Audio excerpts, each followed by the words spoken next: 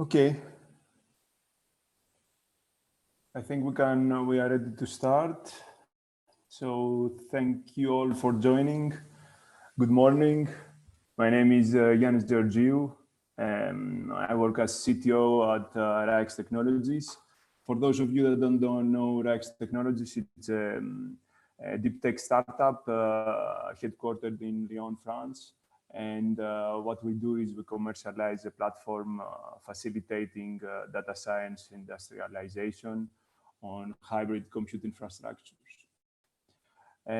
So on behalf of the organizing committee and all the partners of CYBELE project, I'm very happy to welcome you all in this first workshop of CYBELE project. Entitled Combining HPC Big Data and Cloud Technologies for Scalable Big Data Analytics of Precision Agriculture and Livestock Farming Use Cases. So let me give you some few words for introduction for CYBELE project. So actually, agriculture will play a key role in Europe's near future challenges, and the usage of advanced technologies such as sensors, IoT, satellites, and drones to the profit of precision agriculture has substantially increased the data needed to be processed. Moreover, accuracy and time criticality are starting to become important requirements in this context.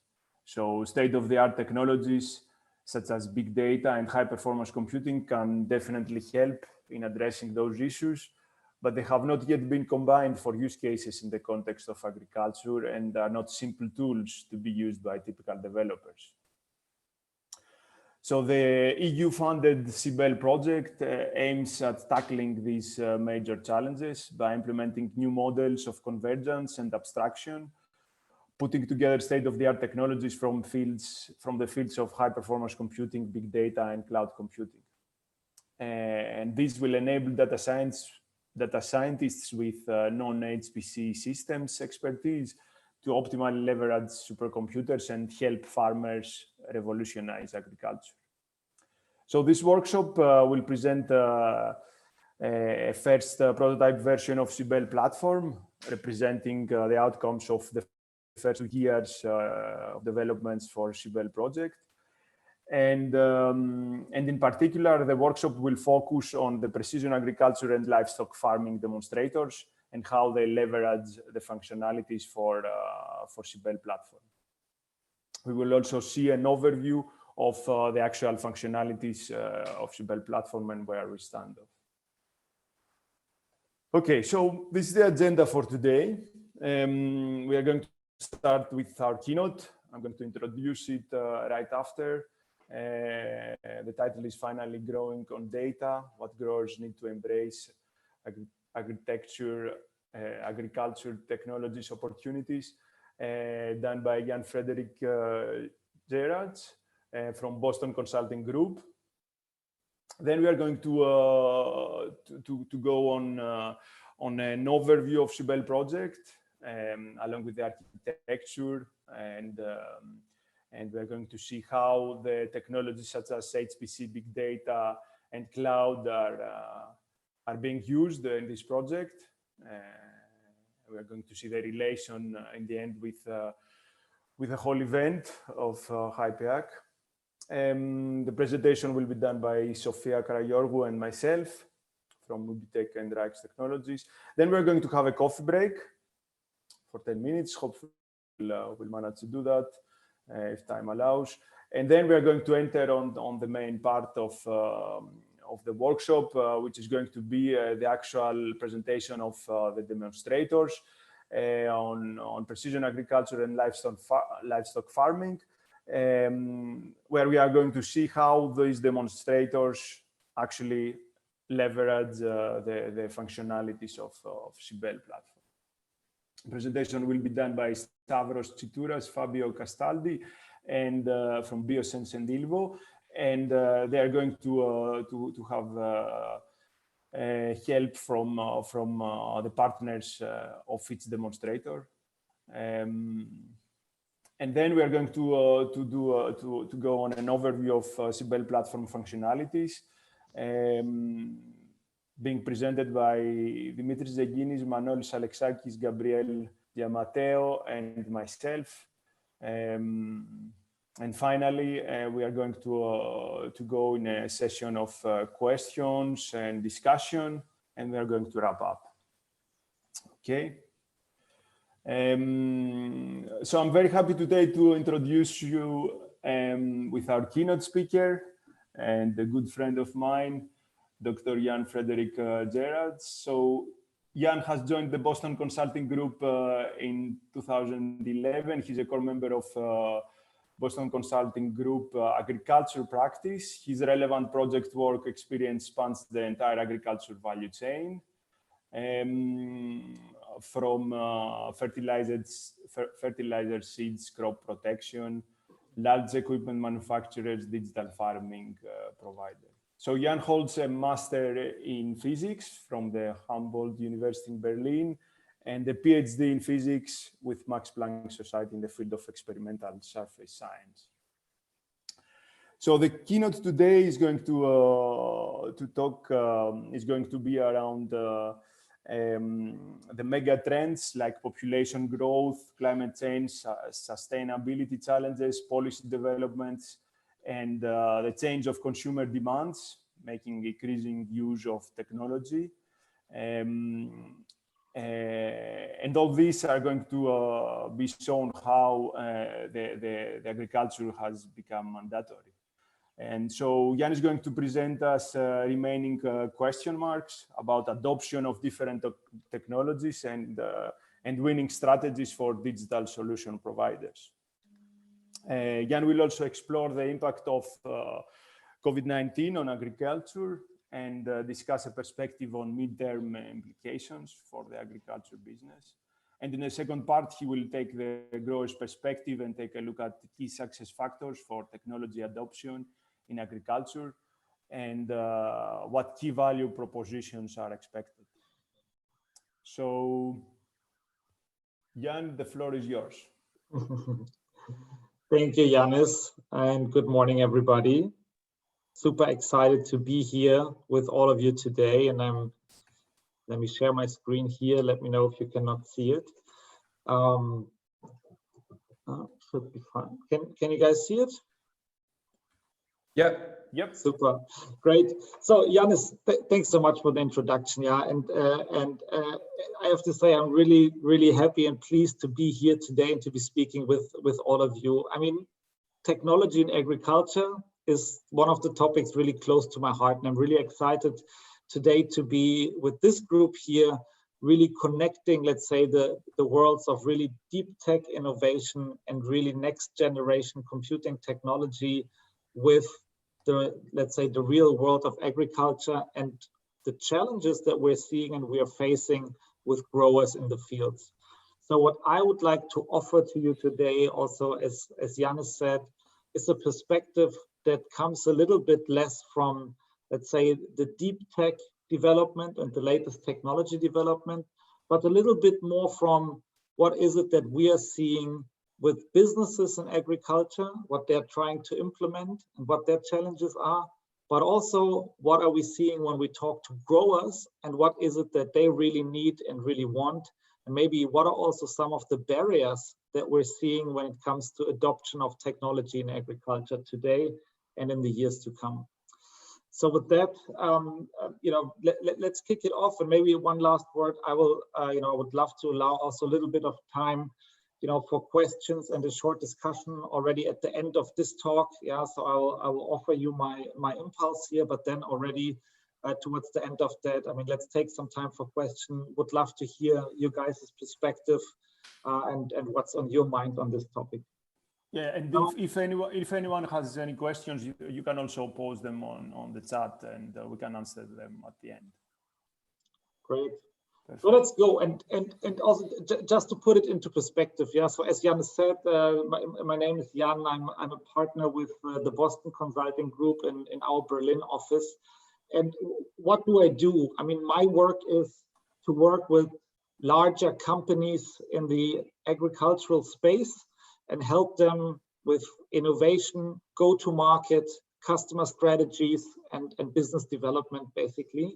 So the perspective that I'm going to share is, of course, going to come from an angle that is connected to the bigger companies in the agricultural space and the needs of their customers, so the growers and livestock farmers. And to give you a perspective how we in BCG look at the agricultural space, I brought this little overview where we basically, say we look at the space in different verticals that are the different sectors. Yeah, so from core farm technology over seeds, genetics, then fertilizer and nutrition, then crop protection, crop health solutions, then everything around farming services, farming operations, and then finally a bit more downstream towards processing and distribution of farm products. That's a bit how we look at the landscape. And let's say that's also the space where the findings that I will present today are rooted in. And then, of course, the other lens that we always take and that we always keep at the back of our mind is then the different production systems, yeah, where we basically looking at commodity crops, yeah, I mean, the big row crops, corn, soy, wheat, specialty crops, like vegetables or beets and so on. Then, of course, the whole sector of livestock farming, aquaculture, yeah, and then some more adjacent businesses in the space of, for example, chemical producers and so on. So let's say that's a bit the space that I want to explore, and I put some of the logos here of the companies that you probably know or have seen, which is, let's say, the companies that that we are working with or where we have our points of impact. All right, so as Janis said, I would like to offer you my perspective on 3 topics today, and then also take a little bit of time to discuss in the end and hear what is most relevant for you, or what are things that you're most interested in. The first one is I want to offer a short view on COVID in agriculture and what the last year has done to our sector, and how I would see it, and what could be developments from that going forward. Then I really want to take, and also I feel this is very important. I mean, for all of us, for me, for you guys, for everybody active in the field, let's put ourselves in the shoes of a grower for a second and think about what does the grower need. When it comes to agriculture technology, what are some of the barriers and some of the value propositions that I've seen are being very successful with growers? And then related to that, what are actually success factors for agtech companies, and what are things that have been working now for companies and things that have maybe not worked as well. So with that, I will dig in, and please feel free to come with questions. Let's start with the topic on COVID in agriculture. And I mean, as you've probably all experienced in the last year, I mean, the topic of COVID took a lot of headspace, I think, from all of us professionally, personally, mentally last year, and continues to do so this year. And then, of course, also, I mean, the question related to that always is then, how does that impact agriculture? How does that impact the different businesses? And in several points in the year 2020, we've run analyses, we've talked to people, talked to growers, talked to industry professionals to understand what their perspective is, how the COVID crisis impacts agriculture. And I want to lead you through some of the results here as my perspective.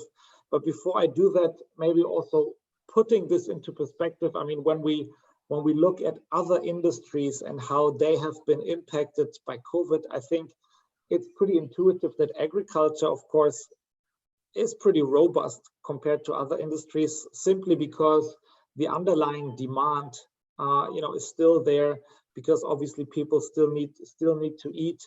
So that's one thing that's very clear. Also, when the crisis emerged in spring 2020, and some other industries had fundamental question marks around underlying demand, I think that's at least one thing in agriculture that was always clear.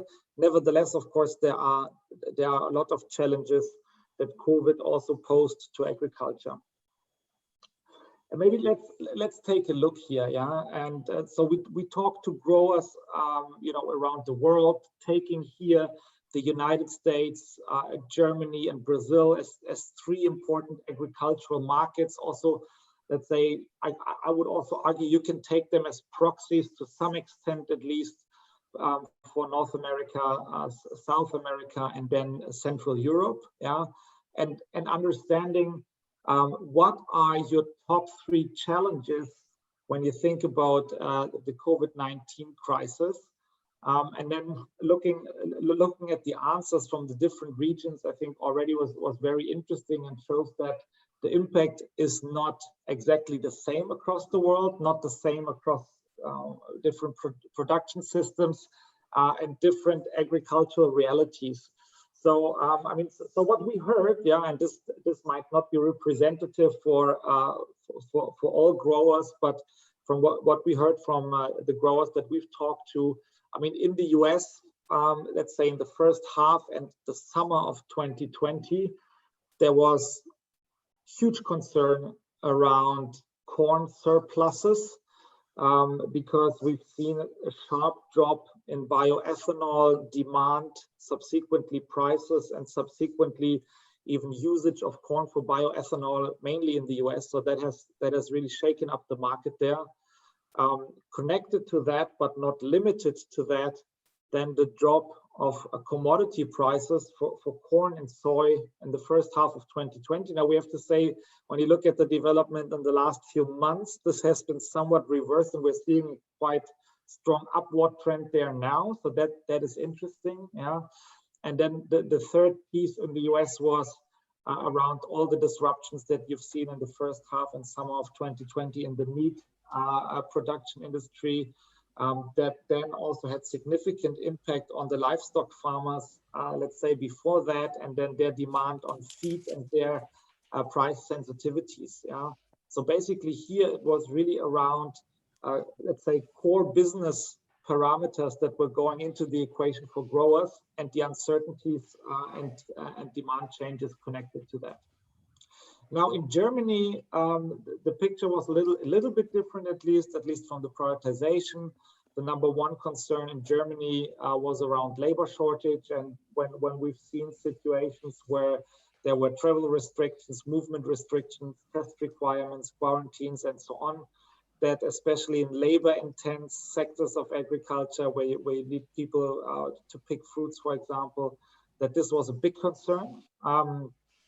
Then also fluctuating commodity prices were a concern in Germany. I mean, obviously, is not as relevant as in the US, where you see many growers relying on corn and soy only. Typically, you have a bigger mix on European farms. And then, interestingly, in Germany, the third point, consumer behavior shifting, yeah. And that has two dimensions. One is obviously the channel. So, I mean, you're not seeing much demand from restaurants, canteens anymore at certain times during the COVID crisis, but much more from retail, grocery.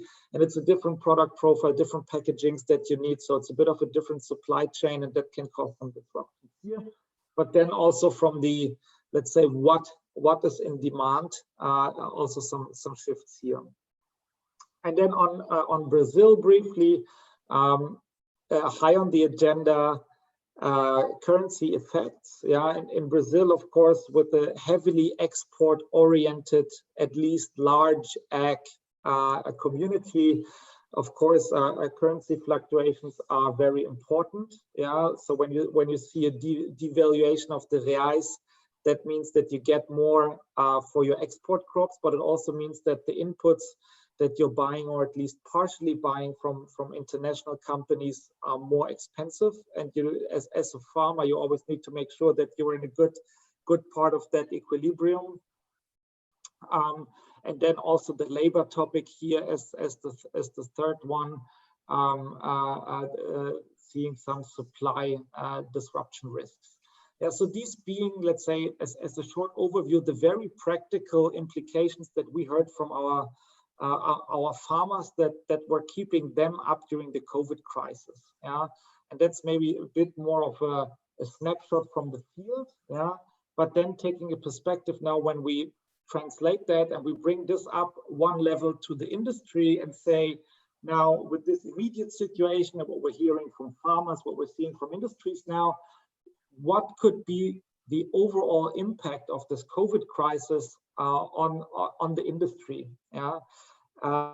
Maybe one remark I would like to make upfront connected to that is that from all we're seeing from the analysis that we've done, and that's also my strong personal conviction is that the impact of COVID that we have seen is to a very large extent not something that has come up completely new and that completely changes the game here, but it's rather really a catalyst or an accelerator of trends that we've seen in the industry beforehand and that we expected to see also in the years to come.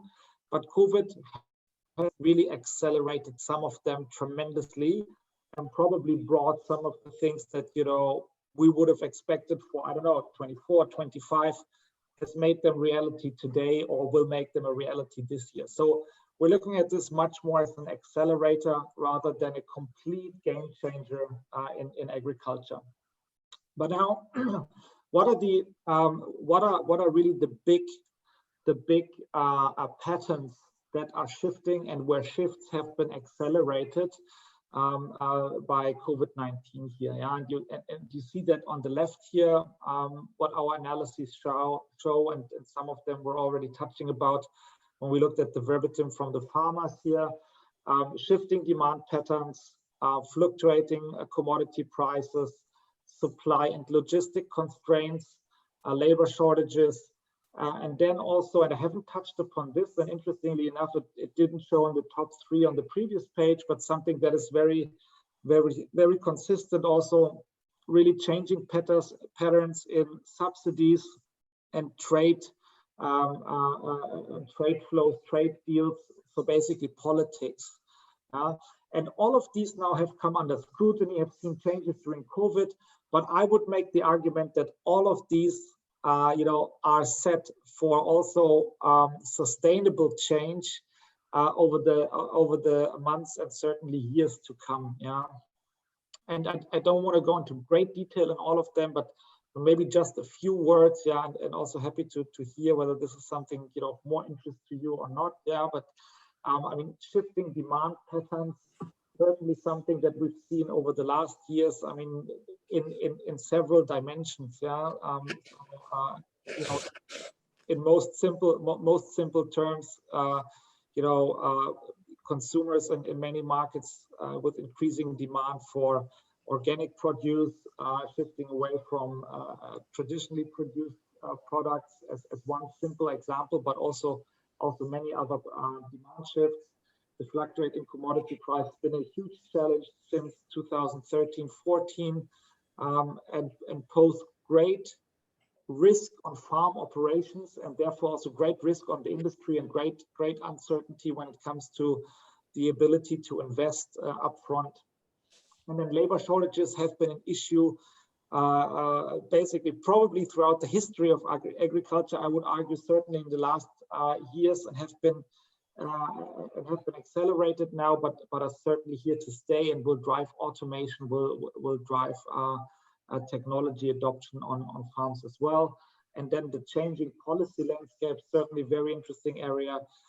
Here, of course, we see a very heterogeneous environment across the world. The farm to fork strategy or policies here in Europe from the European Union, certainly charting the course for Europe. And then also in the US and the other markets, policy changes are to be expected.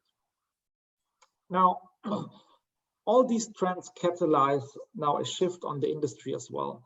And how would we judge the impact now on the different sectors of the agriculture industry? Yeah, and that's what you see here in the third column. And of course, this is an indicative high-level shift here, but a lot of discussions that we're having also with the executives in the industry I mean, what is to be expected in the short term? And that's what means, you know, that was the case in 2020 and probably holds true now, but it's more, you know, during the ongoing pandemic. Basically, all money that you know, needs to be spent, but that doesn't have to be spent absolutely in a farm operation, was held back to some extent. And that is something that the large ag equipment manufacturers have seen very, very strongly in their P&Ls in 2020. So when you look at, you know, the big ones, I don't know, John Deere, Echo, and so on, they have all had very soft years 2020, because I mean, if you have a year full of uncertainty, the first thing you can do is you can delay the purchase of the new tractor or the new combine for the next year. Yeah, that's the most easy thing you can do. So that's certainly something that that you do. The other one is, interestingly, in the space of digital and precision farming, also hasn't been overall a very strong year in 2020, because when you think about investing into new technology, making a shift, then maybe a year full of uncertainties is also not the year where you do that. So also some investments being held back here. Then on the other hand, on seed, crop protection, and fertilizer, a little bit less impact. Seed, the decision, you know, is done up front, already in the ground, you know, in the beginning of, or in the first quarter of the year in the Northern Hemisphere at least. Crop protection, you have to protect your harvest still. Fertilizer, certainly a little bit softer. When you see weaker commodity prices, you will be a bit softer on fertilizer in season, saving some money there, but also not a huge impact. Now, when we look at the longer term impact, and I think that's probably also more interesting here in this context. So where will all these shifts and changes drive the value pools or the value creation in the industry? It's almost, you know, a different picture. Yeah, so there, all the inputs from seeds, crop protection, fertilizer, I think, come under significant pressure because with new technology adoption, changing consumer demands, I mean, these things will not be needed to the same extent they're required today, and will not be in the same demand. So there's a significant shift going on in these value pools. And I mean, all companies active in these spaces, they're heavily thinking about how can we drive that change, or how can we still profit from the new reality where these value pools and inputs will not be connected to sheer volumes anymore, but be connected to the value that they're really providing to the grower. The most simple example here probably that you might have heard of is when you look at, I don't know, the big chemical crop protection companies like Bayer, Syngenta, Corteva, and so on. I mean, today, largely, they're still selling their chemistry by liter or by kilo or ton or whatever, and then charging a price. Volumes will go down significantly with technology. And the question is, you know, how is the value that is then being delivered by these products shared by the different players? And they're thinking about this heavily, obviously. Now, for ag equipment player, large ag equipment might also be tough, or might still not be so easy with degree of uncertainty, and more a move towards smaller systems and smaller technology. And then in the digital precision ag space, certainly the space where we would foresee the biggest positive impact from these developments, and that in the midterm, long to midterm perspective. So let's speak, you know, next 2 years, 5 years. I certainly see more positive impact. So that's a bit how I would see the impact of the COVID crisis, but also, let's say, the underlying big trends on the industry. Now let's move on here maybe and move to the grower's perspective. Yeah, and of course that is connected also to the topics that we just mentioned. But what are really the fundamental challenges that the environment is currently posing for growers? And I think that for me, when I think about technology in agriculture, when I think about new business models in agriculture, when I think about all kinds of great solutions that are being developed for agriculture, for me, it's always a good starting point to ground myself in, what are really the topics that growers or livestock producers are really facing in their work. And to get us started here, maybe three arguably very high-level dimensions that, of course, we can debate hours and hours on the details of them. But what are really three dimensions that we are seeing that are really posing challenges to growers here? The first one being really changing environment for agriculture, or let's say systemic shifts for agriculture. Yeah? And we've seen this accelerated over the last years. Some of that even again by COVID, some not. Yeah. The first one here really being around, and that has been the reality, especially in the last 2-3 years for many growers in the US, in Europe, but also other parts of the world. Impact of climate change and really more extreme weather conditions on crop farming. Yeah, that is something, of course, that you could argue is around as long as people do agriculture. But compared to the last 40-50 years, we've really seen bigger impact of that in the last 2, 3, 4 years. So when you think about the floods in the Midwest, droughts in Europe, and other events that can be already connected to climate change, and it's really posing substantial threat to farmers to really be very quick to adopt their practices. Then the second one that we've seen hit us very strongly over the past 4 years is really a globally shifting power balance and resulting trade conflicts. I don't want to go too deep into that, but I mean, of course, the poster child example here is the US and China. That has two components. I mean, one is obviously the trade restrictions that you've seen being put in place by the outgoing US administration that has put significant pressure on crop farmers in the US mainly. Yeah, corn, soy exports to China were more difficult, more expensive. Others have benefited. Yeah, Brazil has seen, of course, the benefits from that. And then also interesting, maybe a little bit less, let's say, in the media and so on, but almost the direct flip side to that, from my perspective, is the situation of agriculture in China, where we're seeing on the one hand side, really an opening of the market to new technologies. Just, very little time back in 2020, China has been open to GM, so genetically modified seed technology.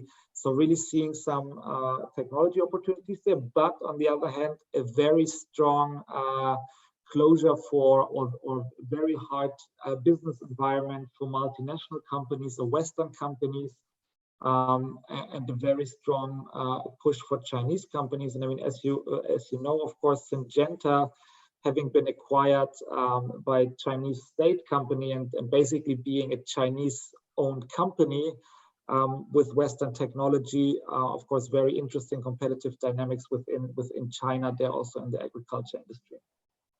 And maybe the last point here I want to mention on this overall, and we're seeing this in many Western countries, that there are increasing challenges when it comes to farm operations being handed over to the next generations, or frankly even finding in many areas skilled farmers, skilled growers that continue to run operations in Midwest US, in Central and Western Europe.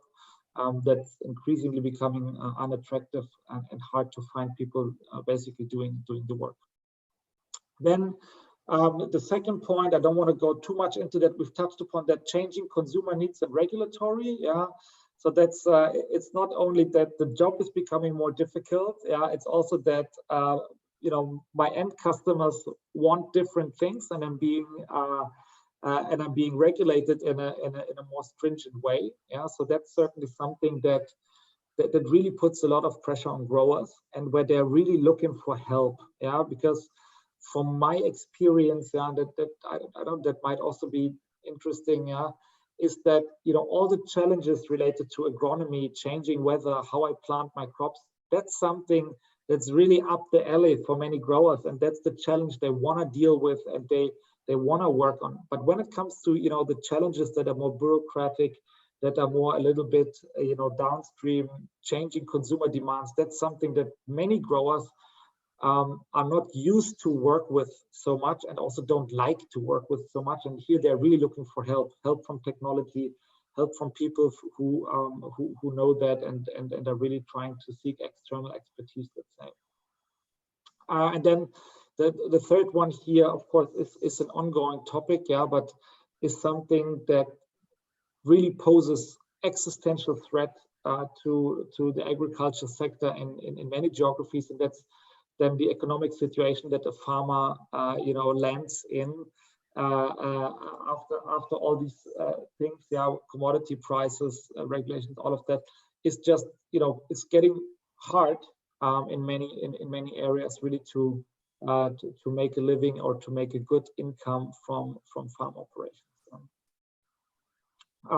So in this backdrop, one would argue, one would think, all the growers, all the farmers, they should be leveraging technology to address their needs to basically huge extent, and they should be all over it. Now, when we look at this, and this is a very high level view here, but when we say, and the example here is Germany. Yeah, so we asked some German farmers here. I would argue it's probably pretty similar for other European markets at least. We asked them, are you leveraging digital solutions in your operations today? I mean, less than 50% said yes. But a large majority said that yeah, in 5 to 10 years we will do so. I think this is 2 years old or so. Yeah, so it's not from this year or not 2020, but yeah. So but we're seeing that still. I mean, today it's definitely not. We're definitely not seeing the adoption of agtech digital solutions that one would expect, or that one would intuitively think the farmers will leverage to address all the needs that they're saying. And then when you look at this data here, a bit from what type of farmer we are looking at, and then also what size of operation we're looking at, you can read some differences from that. But overall, I mean, the adoption today is not as high as one would have expected, but almost everybody would say that they are ready to adopt more technologies in the years to come. And then maybe just one short, excursion here, but don't want to dwell too much into the details here. But the question is, and in my work, also my daily work, this is one of the big questions, of course, where the big agriculture companies, the big technology providers, and I mean, they're really looking for answers on why is that? Yeah, I mean, why don't we see this widespread adoption of technology in agriculture like you might intuitively expect, and with all the great solutions that we've seen emerging in the last 2, 3, 5 years, why don't we see much more of that? And then you can come up with different models and thinking about why is adoption not where we think it should be? But again here, and that also as a very simple model when bringing any technology solution to agriculture. Yeah, I think the adoption rate in the end is always the result of rather simple things, but I would argue that in many technology solutions that are being brought to the market in agriculture, at least one of these drivers here has been neglected or doesn't work. And that's why we're seeing low adoption rates of many solutions. Yeah? So, I mean, when you bring a solution, I mean, it needs to be available. It needs to be easily accessible. It shouldn't be a big hassle that you need new equipment, need to buy big new things in order to make it available. it should have, and I will go a little bit deeper into that because from my personal experience, that's the most important thing. It should have a very simple, well explainable, and very tangible business case. Yeah, I mean, when we think about what I just said, that one of the biggest challenges that growers, livestock farmers as well have is that they're running their operations on very thin margins, and they really need to be very efficient in order to make money with their operations. Any new technology that they're gonna adopt, the first question they're asking is, where am I making the money with that? And the answer should definitely not be a 1 hour answer, but the answer needs to be a 1 minute answer max, and then they need to understand. And then the last one here, and this is amazing, that many solutions fail here, is then the ease of use. Yeah, and I mean, when you look at many of the agriculture technology solutions out in the market, things can be quite complicated. Yeah, and I think growers, farmers are people like we all are, and I mean the technology that we are used to from our private life and that we are using every day is very simple, intuitive technology on our mobile phones, apps that are very, very simple to use, and that are also fun to use, and that's kind of what you would also expect in your professional life, at least to some extent. Yeah, so I mean, this is a very simple high-level view here, but I mean, any technology solution from my perspective needs to at least ask these simple questions here, and be sure to have a really good value proposition along these before going to the market and trying to convince any grower of adopting that. Now let's skip some farmer quotes here, and then I mean, related to that, that's also why we're seeing low adoption rates for many things. I think I mentioned most of these, and let me share one very specific example here. When you think about technology in agriculture and how the grower looks at that, it's basically you can think of it almost as an adoption ladder. I mean, it's a marketing concept. When you look to the very left, think of this might be the typical farm operations from the 1990s. You are using, of course, all the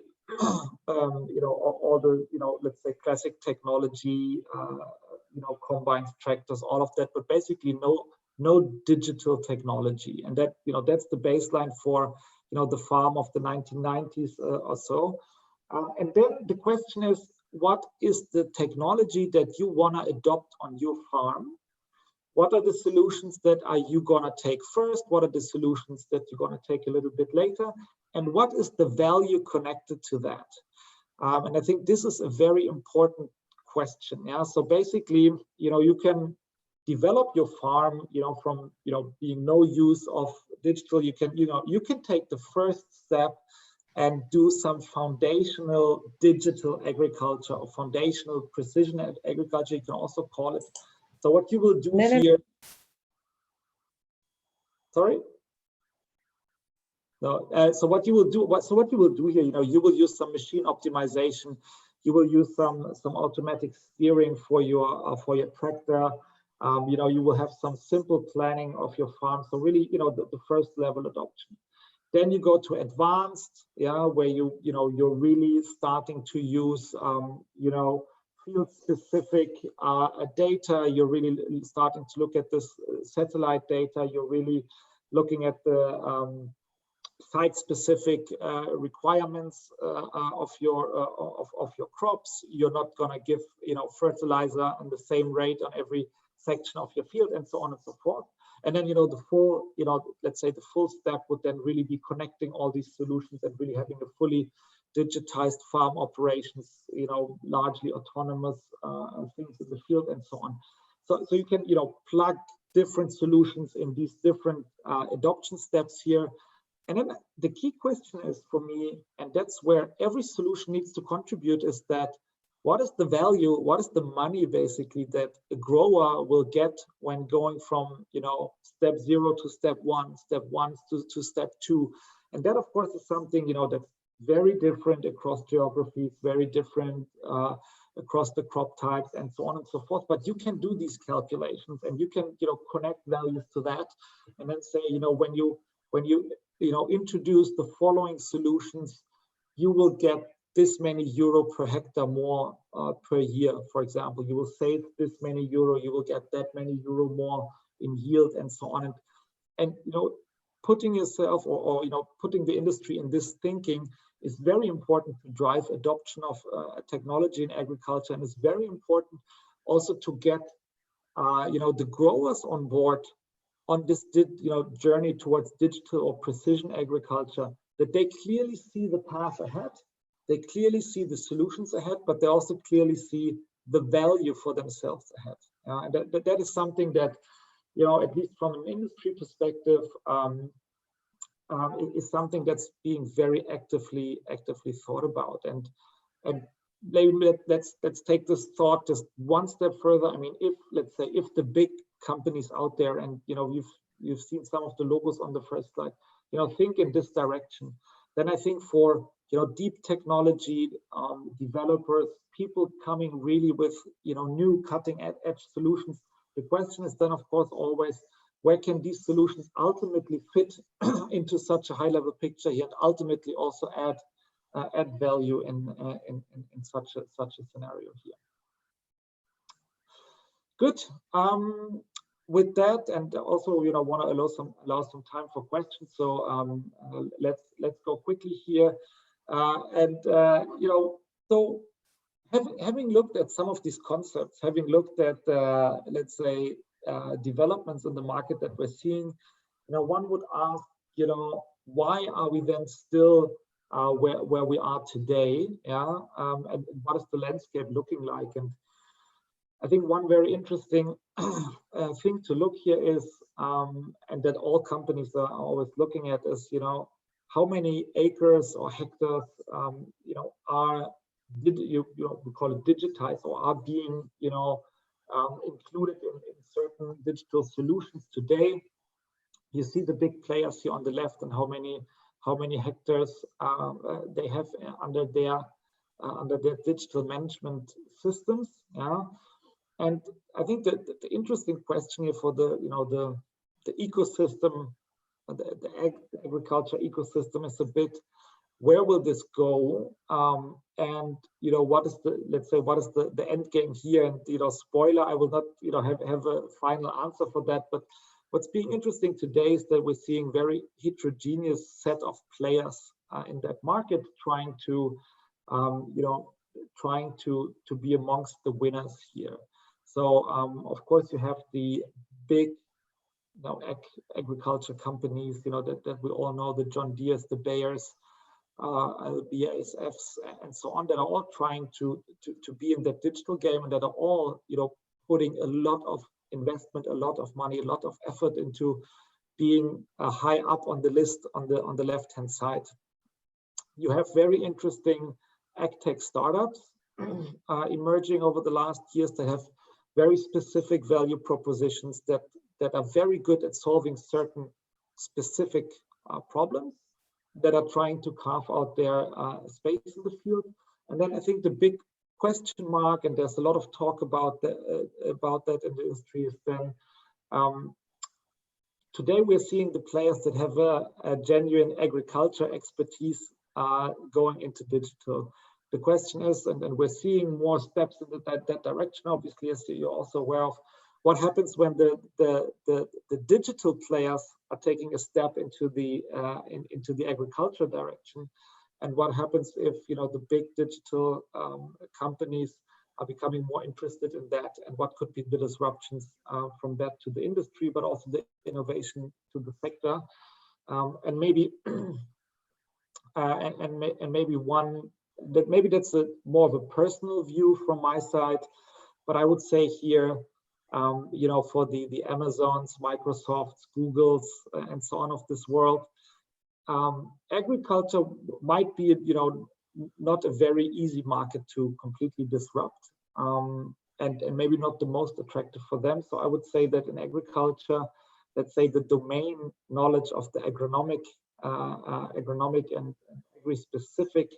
topics has a quite high value compared to the, let's say, more commoditized digital and artificial intelligence domain knowledge from my perspective.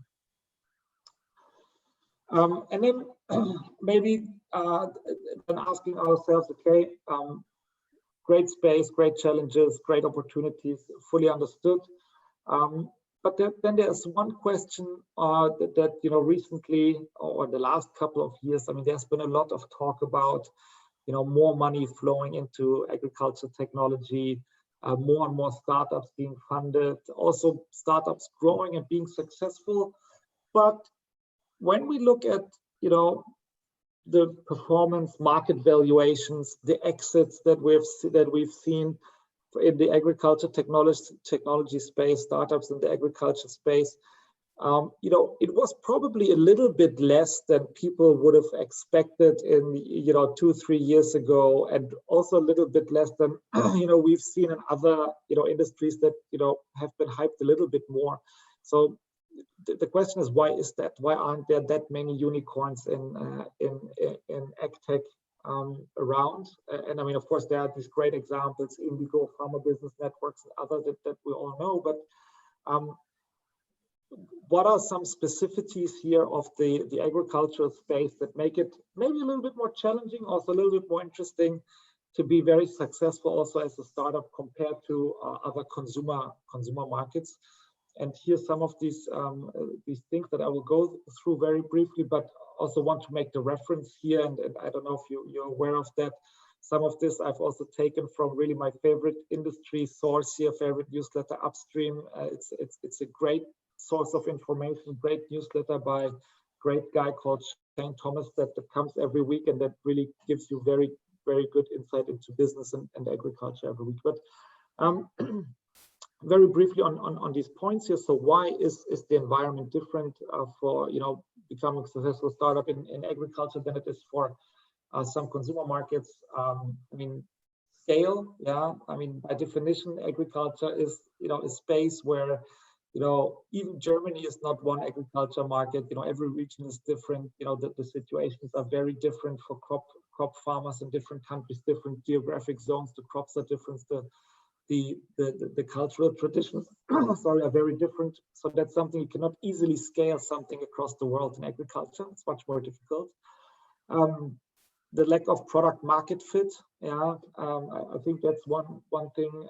I came across that in several points in my talk. Technology really needs to be addressing a very real need of a grower and needs to deliver the right value, and that barrier is high. It's not a simple thing.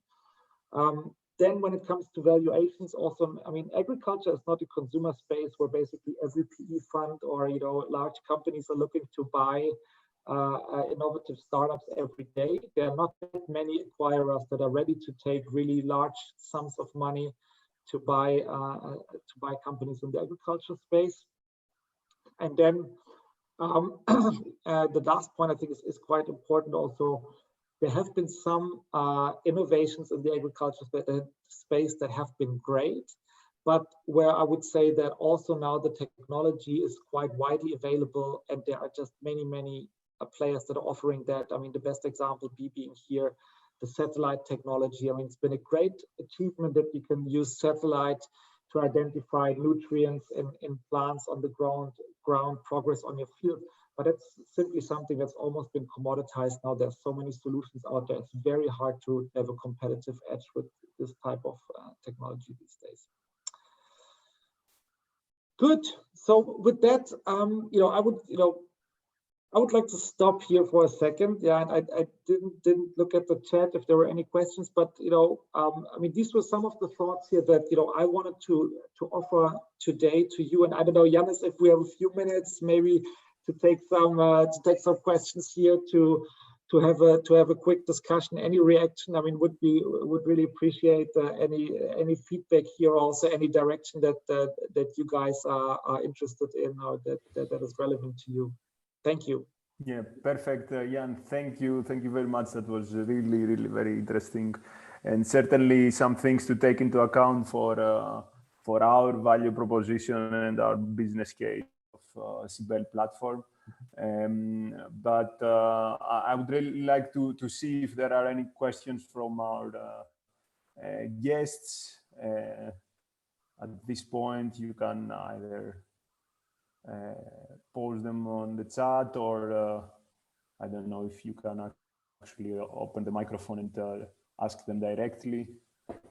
Hi, Yanis? Yeah. Sophia, please go ahead.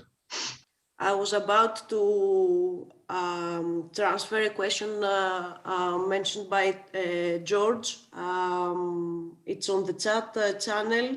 He's representing a research center in Greece, and he's asking Jan, based on your experience, which is the best way now to penetrate the ag-tech universe apart from the traditional EU and R&D funding schemes? How easy is to convince big companies active in the agri-food sector to outsource the development of novel ICT platforms in external partners in order to create value for their tools? No, and thanks, George. I think this is a great question, yeah. And maybe let me offer you the optimistic and the pessimistic answer at the same time, yeah. So first of all, I think, I mean, there is huge opportunity there, and I would also argue that there is probably more opportunity than one would think when when looking at this just from the outside. From what I now know, working with big companies in the space, I mean, they are direly looking for innovation, and they are really struggling to come up with the rate of innovation, new solutions, technical solutions that they need in order to protect their businesses, in order to keep up their value pools and so on. So they are desperately looking for, let's say, a crowdsourced innovation, collaboration with startups, collaboration also with academia and good ideas. So I think that's the positive note. There's a great openness for that.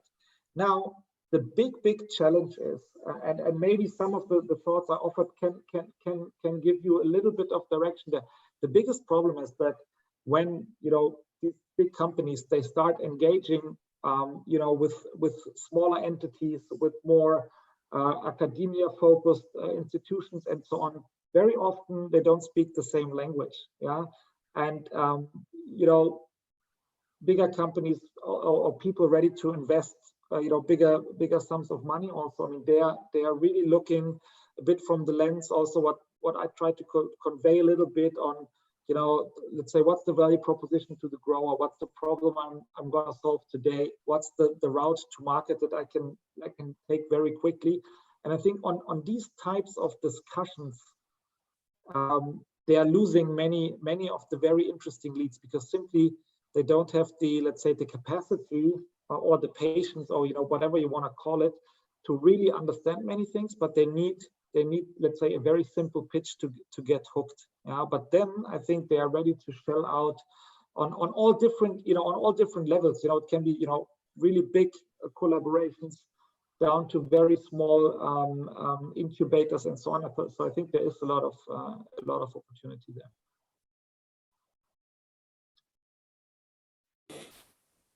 Great, thanks for the answer, Jan. Any other questions, guys? Yes. Everyone. Yes. Hi, Yanis, it's Stavros. Good. Hi, thank you very much for a very interesting presentation. One question, because I see that you're very into investment and all this stuff, it's very interesting. The question has to do with impact investments, and to be more specific, we know now that the new EU Green Deal is, let's say, active. So the attention is now on, let's say, environmental friendly investment, if we can put it this way. Do you believe that it is realistic for investors to look for high returns and the social and environmental impact at the same time? Yeah, Yeah, no, absolutely. And Stavros, thank you. I think that's a great point. And I cut a little bit short on that end. So I would differentiate the regions in the world. When we look at Europe, we look at farm to fork, for sure. Yes, for sure. And also what we can already see today, and that goes way beyond, what we've seen, let's say 3, 4, 5 years ago, where companies have been talking about sustainability and have been spending, a little bit, but in the end, just protecting their business. I think there is a real shift now and a real, let's say, race for innovation on, what can be smart solutions to really reduce the footprint, the impact of agriculture on the environment. And that has different levels. I mean, obviously on, climate, the carbon footprint, I think the whole carbon sequestration topic is a very big topic now where there's a lot of money, a lot of interest out there, but also the topic of biodiversity, the topic of land use. I mean, all of these things are coming higher and higher on the agenda. And they are not being seen as, nice social pet projects anymore, but they are real competitive advantages. And I will give you one example here. When you look at, the different crop protection players, you look at Bayer, you look at Syngenta, you look at BASF in Europe as the big ones, they are starting in, some ways to look at where are areas in agriculture where I have a more sustainable portfolio than my competitors.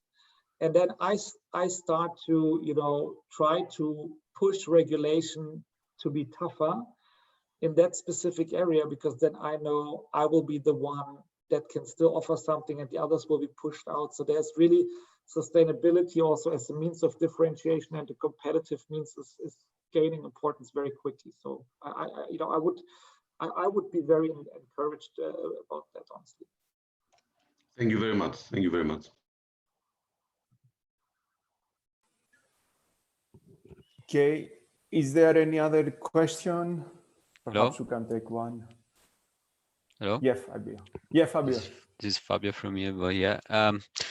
Yeah, probably there is not a clear answer to my question, but maybe it can stimulate some further consideration. So, what's the level of digitalization in agriculture in the European farms? Because looking the slides number 2, in which step we are and where we'll be in the next few years as a result of, for example, the Green Deal, and maybe another more specific question: what's the role of the remote sensing in digitalization process? Yeah. No, I mean that is the question of all questions, yeah, and probably all have your own experiences with that. But there's the macro way to look at it and the micro way to look at it. So for me, the micro way is, of course, always the fun way, and it was in 2019. I mean, I was traveling through Ukraine as one example, one big agriculture market, and was visiting farms in Ukraine. And the interesting piece is, I mean, when you go there, you talk to these growers, you look at the farm operations. I mean, you can see everything. You can see farms that that still look like my grandfather could be right there, and it's all pen and paper and all of that. But then you move to the next one, and you really see almost fully digitized farm operations with the latest technology and really the top equipment, and really run by engineers basically. So I think today what we're seeing is a huge spread. And I mean, this is Ukraine. You could the same is true for Germany. The same is true in probably all markets, I would argue.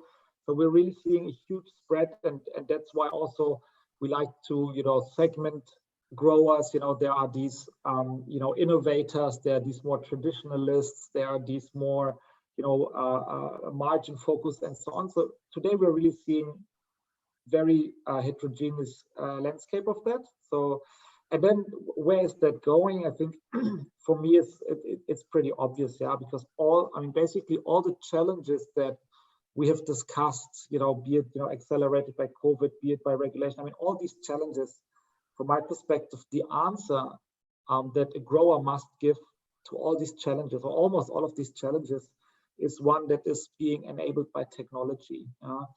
And the main one, honestly, being the sustainability challenge, because the only way to reduce the footprint of agriculture is through technology, from my perspective, and that's why the direction is very clear from my perspective, and it's really going to massively, go towards digitization, precision ag, and so on and so forth. But, and that was maybe also a bit what I tried to convey in my talk, the path to get there is not a linear path, and it's not like, it's just all going there and it's all good, but the adoption will be very different.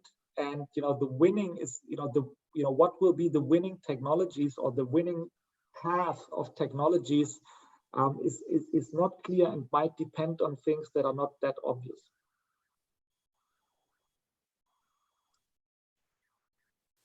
Thank you very much for the answer and for the interesting presentation. Thank you. Thank you, Jan, very much. And I'm sure we can continue discussing around this subject for quite a long. But let's stop here. I don't know. Will you stay around for perhaps some questions at the end or some discussion? Unfortunately, I will need to drop out right now for a little bit, but I will be around later. Okay. And then obviously, of course, also happy, if there's interest to go deeper on this. I mean, Janis, the two of us for sure, but then also reach out to Janis, and you can tell me also any question to me, and also happy to continue that. I mean, that's fun, and that's what I love to do. Yeah. Perfect. Thank you, Jan, very much. Super. Okay, so let's continue to our agenda. Sophia, would you like to share your screen, please? So now to our agenda, we have the CYBELE project overview. Yes, and the architecture leveraging on the convergence of HPC, big data, and cloud technologies. Yeah, we can hear you fine. Yeah. Okay, great. I'll try to be short. Could you please proceed? Yeah. The challenges that CYBELE is facing and also served as a motivation to the problems we are tackling is that 1/3 of the food produced is lost or wasted every year. This loss is due to inefficiencies at several phases while planting, harvesting, feeding, packaging, tracing, water use, and of course uncertainty about weather. The global food waste is estimated to reach billions of dollars, also contributing in more than 8% in global greenhouse gas emissions, while at the same time the increasing population stresses the need for more and better quality of food. At the same time, and very recently, monitoring and tracing food chain is an also pressing factor. While in summer, a huge recall of a well-known product was recorded and reported globally. Next, please. Some more ideas about the problem and the motivation and about the food recall, as this is one of the demonstrators of CYBELE. Later on will be presented in more details also all the demonstrators, is that food recall leads to food waste, also contributes in damages in the reputation of the business, and also decrease in costs. So the idea and some insights and motivation about this is if we can predict the probability of a specific product for food recall, this will help food producers or the producers of the exact product to reduce food waste and limit the negative impact in their businesses. At the same time, the societal challenges overall in the agriculture and the livestock farming also bring many technical challenges, and this is also the scope of CYBELE, dealing with complex machine learning models to ensure highly precise and accurate forecasts. The costly training of machine learning model over textual descriptions of food recalls. So this is performed over huge collection of text data, large data sets of food sampling from labs, and difficulties to customize models for specific food types, the alignment of all this data, and the recall of their categories.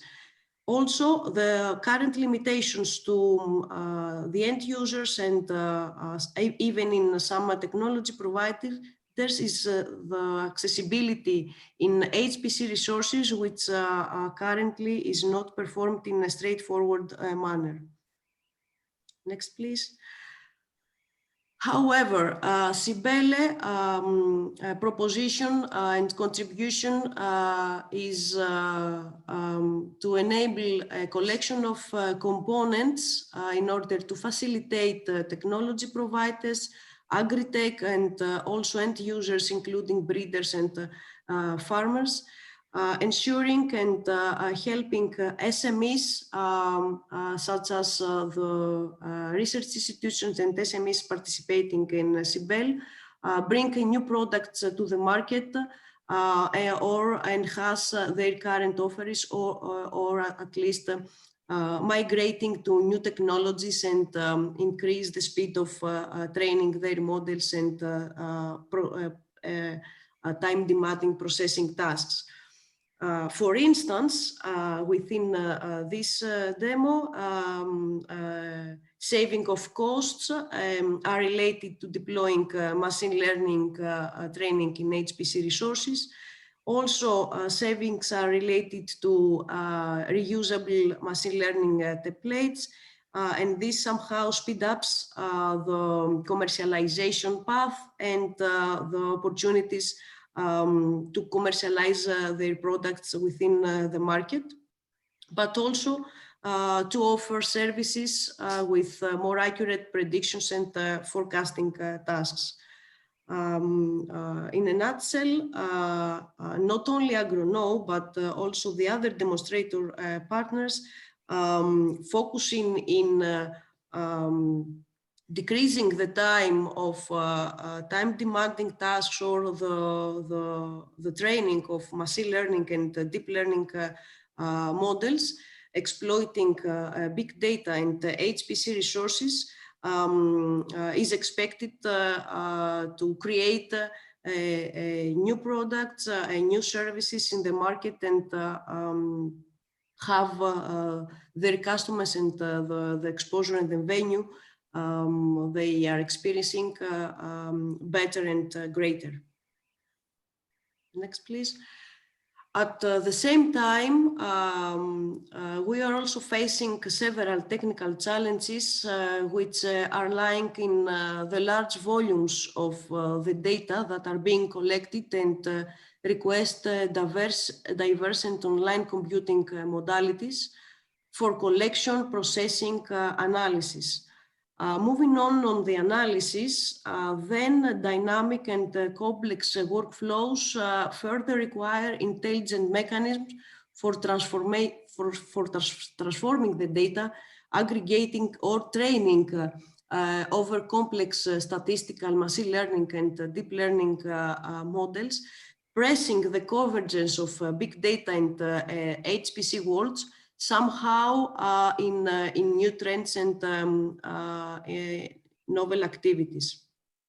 Then, when data are loaded and stored at the testbeds, at the same time, they require efficient and distributed data services, including curation, anonymization, enrichment, which as the volume increases, this task also require more time and complex operations in order to be efficiently performed. At the end, having performed and executed all these tasks, A great collection of results is being produced, and then visual services, adaptive visualization, and non-blocking processes are needed in order to expose the result of an analysis and demonstrate the result of a reporting task or a machine learning analysis tasks. Next, please. So the main CYBELE proposition is to innovate, design solution, integrate and boost interoperability for advanced decision-making in precision agriculture and precision livestock farming. And this is achieved through efficient and optimized big data HPC infrastructure for voluminous data operations, parallel and distributed computing tasks. More details on the technical aspects will be also provided later on, while the key enablers are a collection of layers interacting and collaborating among them, including the data services layer and the secure data operations, hybrid big data and HPC capabilities through the parallel and distributed management layer, the embedded experiments composition layer, which facilitates end user set up their own analytic applications and pipelines, and the visualization and the reporting layer. So the core objectives and vision outcomes of CYBELE that we are currently facing and also experiencing is mainly to understand the users, bringing a diverse experience and background in the support of their applications and simulations, and also in the support of efficiently handling data operations and time-consuming computing tasks. The challenges are the efficient management and aggregation of the multitude of satellite imagery, time series, and textual data for the creation of new applications, the limited resources to benchmark the developed algorithms. Also, some of them are in script code basis, and more effort is needed to be translated into distributed and parallel computing contexts, and also the time-consuming simulations and artificial intelligence models training, requiring days or weeks to be finalized and performed. The envisioned outcomes include the advanced big data and HPC infrastructure capabilities to efficiently process data and execute algorithms, the optimized and secure data services and algorithms for distributed and parallel execution directly targeted at the precision agriculture and precision livestock farming, and the semi and automatic analytic applications and simulations through automatic configuration, resource allocation, and execution in hybrid big data and HPC ecosystems. Overall, the CYBELE concept is derived from the requirements introduced by precision livestock farming and precision agriculture, by the efficient mixture and the combination of HPC big data and AI technology advancements in the support of different components. Also boosting existing technologies. Most of the technologies are aligned within high TRL level, and resulting in 9 demonstrators coupling within the domains of our main focus.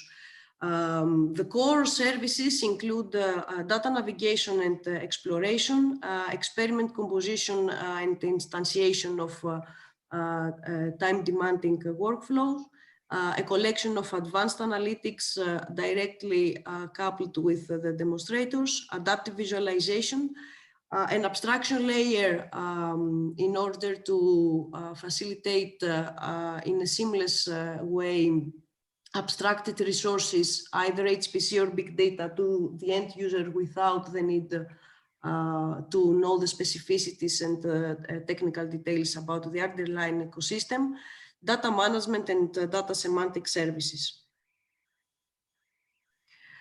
CYBELE offerings to different users are targeting actually agri-food IT industry stakeholders, big data and HPC infrastructure owners, researchers in the area of big data analytics, HPC and agri-domain, data scientists, business analysts, but also agri-food professionals directing and introducing concrete problems and shortcomings within their area of application.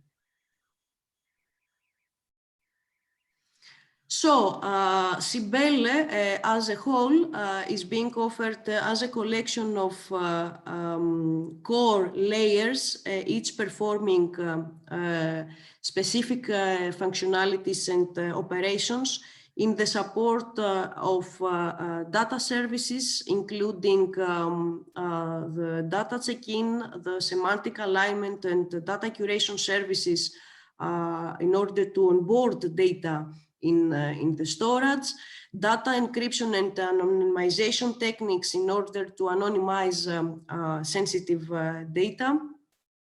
And on top of it, the curated and semantically aligned data are being served through the advanced query builder, where the user can automate and perform complex operations and transformations through a query engine. Then the result can be directly visualized and exposed through the visualization services, which facilitate end user to set up her own charts, pies, and visual analytics through an interactive interface. As soon as the user would like to initiate her own experiments or simulations, the embedded experiment layer takes care either to onboard and abstract the machine learning and deep learning model directly harvesting data that are being stored within the CYBELE storage, and in combination with the experiment composer, the user, by means of directing and orchestrating microservices, can set up, design and configure her own analytic pipelines by means of directed acyclic graphs. All these are lying on top of the parallel and distributed execution layer, which abstracts, and of course, more details will be presented later on, big data and HPC resources in a way that simplifies end user to deploy her own analytics and time-consuming training tasks through diverse resource managers without the need to know all the technical details. Of course, access to CYBELE as an integrated platform is being served through the security layer, which takes care of the authentication and the authorization of the end users to the platform and delivers secure services to the end users. How HPC, big data and AI coexist in CYBELE is realized through the 9 demonstrators. 4 are lying in the precision livestock farming and 5 in the precision agriculture. Having collected the several requirements and precisely in the precision agriculture dealing with organic soya yield prediction and optimization of production, dealing with food safety, climate services, or autonomous robotic systems and optimizing crop yield forecasting. All these demos are focusing on task parallelization, execution speed up, parallelization over HPC partition, or in optimization of hyperparameter optimization to make their models more robust. At the same time, in the precision livestock farming and in the direction of peak weighing optimization, sustainable peak production, tracing and monitoring, multi-nodes and multi-GPUs are being deployed by combining PyTorch and MPI. In the area of open sea fishing and aquaculture monitoring, Spark and big data partition with the focus on hyperparameter tuning for more accurate analytics is the main focus. So overall, in a nutshell, the idea is either at the HPC or the big data, CYBELE demonstrators are focusing on resolving a specific aspect in speeding up their processes, training their models, having better parameters for more accurate models. In this direction, we have set up test beds. We are progressing and are onboarding more resources as the project is progressing. HLRS and PSNC were onboarding roughly from the beginning, while Bull and Sineca are also progressing, and after Christmas are onboarding more resources and are getting increased by means of disk, cores, and GPUs. Here, overall, we can see that diverse workload managers are being used, so the need to abstract the resources actually justified the resource management and abstraction layer to the end user, serving as a seamless ecosystem. While diverse capabilities, onboarding, acceleration, and GPUs for training their model and speeding up their processing tasks are also on board. At the same time, unique HPC big data and AI needs are coming directly from the industry because huge data volumes are being collected from geographically distributed locations. There is the need for added value services for food optimization, food safety, better food production, and all these are being exploited within distributed deep learning and machine learning algorithms.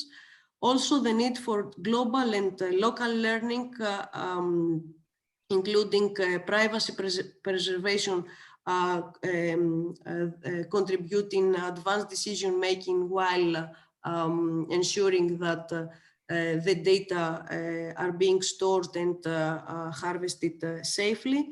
And the need for distributed processing and speed up of time-demanding simulation, data models training, and complex computation are daily issues that are pressing the technology stack. How CYBELE provides solutions to these challenges, and this is realized through the seamless HPC resources management over diverse operating systems, stacks, frameworks, systems, and testbeds. This is pursued in a seamless way, abstracted to the end user. Through HPC, big data, and AI co-location, exploiting diverse resource managers combined with Kubernetes and enabled with the big data resource manager, exposing resources in a way which is transparent to the end user. Through the resource abstraction layer, which serves as a middleware and leverages and efficiently orchestrates both big data and HPC partitions, and the experiment composition environment, which eases end user to abstract, direct, and execute her own setup and execute her own analytics through a collection of microservices. The key highlights and key takeaways of CYBELE actually have been incorporated within an integrated platform. In the image, you can see the first version of this integrated platform, including tabs directly triggering the specific component. For instance, through the composer, the end user can set up her own application, analytics, and execute the application at the test bed. Through the query builder, the user can set up her own queries, make the necessary transformations over the data, complex operations, and the result set can be further exploited and demonstrated through the visualization, where there can design and set up her own charts, pies, bar charts, or visualization of her preference to justify and interpret and understand the result. Also, through the data check-in, the user can onboard, store, curate, semantically align, and store the data in the distributed CYBELE storage in order to be further reused, analyzed, and exploited in other tasks. So abstracted and unified methods using hybrid HPC and big data are being realized through the experiment composer and the abstractions served by the resource manager, the distributed CYBELE storage through a distributed database, key value data store. This also includes the advanced query builder, the visualization, and also design and reusable artifacts that can be exploited within ML capabilities. And now, thanks for your patience. I'm sorry for this. I'm giving the floor to Yanis to give you more details about the HPC abstraction and how this is exposed within CYBELE. Thanks, Sofia. Okay, so basically what Sofia has been explaining, CYBELE platform is a kind of high-level services that can be used by scientists, by data science, by developers in order to put in place their specific logics related to data analytics. Underlying on the background of these services, we have the HPC and big data resources that are being used, and for that we have provided this abstraction layer in order to facilitate the way that those complex technologies will be leveraged by those high-level services. So one important thing that we needed to take into account is the fact that in supercomputers, those complex instruments, they have specific rules. You cannot just go there and deploy an environment. You have to comply on the specific security policies. You have to comply on the rules. People can not have root access, for example, to deploy a simple Docker, an environment with Docker. These are things that perhaps are much easier on the cloud, but not on HPC. So basically, the architecture here for HPC abstraction, and I'm going to go a little bit in detail, is to not interfere with the actual resource management policies and tools that we have on HPC systems, and just take the usage of HPC resources on a high level, and through an integration of Kubernetes, which is a known cloud orchestrator tool, and the communication with either Slurm or Torque resource managers to be able to offload the execution of data analytics upon the HPC resources. Okay, an important part here is that for the environment deployment, since we cannot actually intervene and either install or use specific data analytics libraries or frameworks upon HPC, what we do is we deploy Singularity containers, which are which can be adopted for HPC, and this is what we do to deploy the specific dependencies related to data analytics. So just to give you a brief overview concerning the general architecture, on the one hand, we have the Docker container runtime interface that will be used for the different cloud services that Sophia explained before, such as the workflow management, the different databases, the visualization tools, advanced query builders. All these are deployed as services within the Kubernetes cluster, which is on the frontal node of our supercomputer. And then we have Singularity container runtime interface for the data analytics applications, and these can be either on a big data partition that is outside, that is beside, let's say, the supercomputer, and then Singularity can be also deployed upon the actual compute nodes on the HPC side. The scheduling is based on labels for the workers and node selectors, and this is something that can be done through Kubernetes orchestrator. So basically, we actually use a common Kubernetes API, not only for CYBELE services, but also for the data analytics execution on both big data and HPC partitions. I'm not going to enter on all the details because we not have a lot of time, but we have been using open source software, and we have been extending those open source software to fit our needs. And this is something that we are going to finalize by the end of the project, and we are going to offer those services, those software as open source at the end.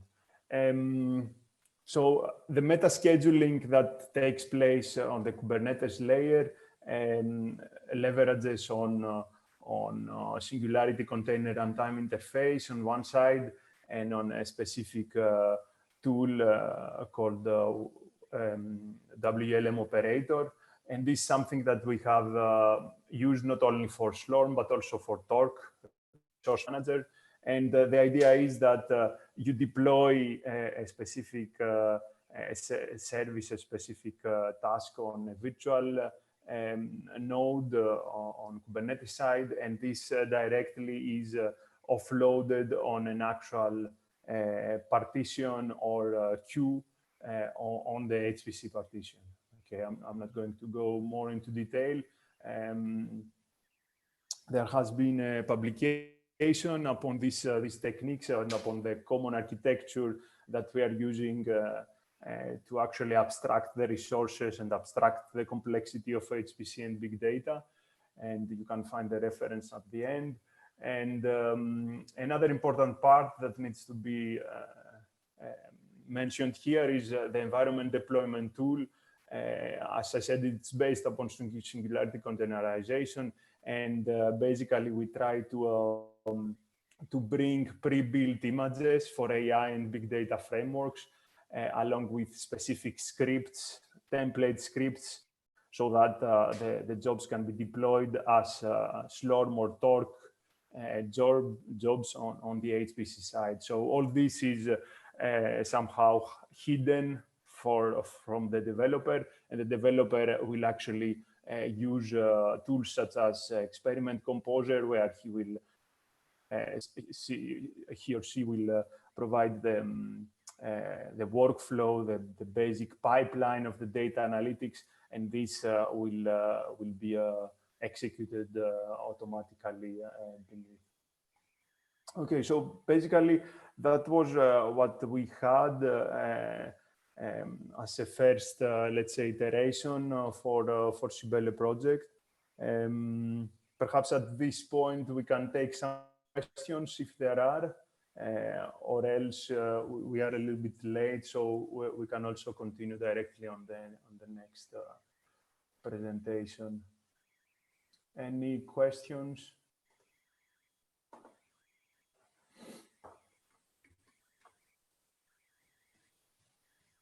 Okay, let me see in the chat if there are any questions. Okay, I don't see any questions. So perhaps we can get going on the next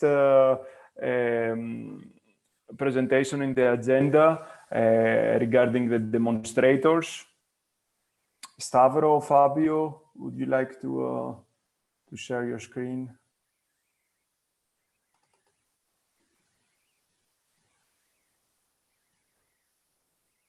Okay, Yannis, can you hear me? Yeah, okay. Perfect. We can hear you. I start sharing my screen now. Okay. Can you see it? Yeah, we can see your screen. Okay, excellent. Thank you. So, hello everyone again. My name is Stavros Tsitouras, and I work for Biosense Institute based in Serbia. And in this session, we're going to talk about the CYBELE demonstrators. Overall, the demonstrators are the core of the project, and we could say that they're one of the most important assets of the project, actually. They are divided into two main different groups, the precision agriculture and livestock farming demonstrators, and all of them, of course, try to solve a very important problem, starting from organic soya production, food safety, climate services, autonomous robots, pig weighting and production, to open sea fishing and aquaculture, always, of course, with the aid of HPC and CYBELE. Therefore, there is a scientific interest in the demonstrators, and of course, there is also a commercial interest related to the demonstrators. And we also need struggle to prove the usability of the CYBELE platforms through them. On European project terms, since CYBELE is a Horizon 2020 project, the demonstrators' activities belong to work package 6 and the work package 7. So I will now give the floor to Fabio from Ilvo in order to give you a general overview of the work packages, where the demonstrators and also, of course, other activities are implemented. So, Fabio, the floor is yours. Oh, thank you, Stavros. Yeah, thanks. So the main objectives of the two work packages 6 and 7 in CYBELE project is to execute the 9 different precision agriculture and precision livestock demonstrators. So that are at the same time both a test bench and beneficiaries of the CYBELE services and infrastructure. So the other objectives are to identify initial opportunities, limitations, insight, and constraints of the demonstrators, to define the scope and the exact requirements, to design a concrete evaluation framework for the demonstrators, and to assess the vertical business impact that the use of the CYBELE framework can have in these two specific subdomains, so precision agriculture and precision livestock farming. So next slide, thanks. Here I show the task and deadlines for the two work packages that actually are very similar. Basically, we have a task about experimentation, exploration. The second task is a scope, definition, and evaluation strategy, and then the task about the execution of the demonstrators, and finally the evaluation business impact assessment. As you can see, the demo task started in October 2020, and then we end at the end of the project in December 2021. I don't remember if I have another slide. Yes, of course. Okay, yeah, you can see the 9 demonstrators. The first 5 are about precision agriculture. So we have demo 1, organic soya yield and product content prediction. A second demonstrator about food safety. The third about climate service for organic food production. The third, it's about autonomous robotic system within arable frameworks. And the last PA demo is about crop yield forecasting. And then we have other 4 demonstrators in precision livestock farming domain. The first 2 are about pigs. The first about pig waste optimization. The second sustainable pig production. And then we move on the sea when we have demo 8, open sea fishing, and the last demonstrators aquaculture monitoring and feeding optimization. So now I will give the floor to the first demo.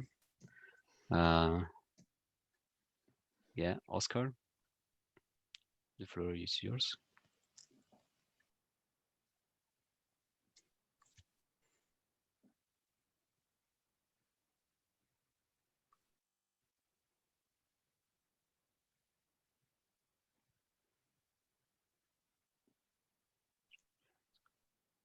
Oscar?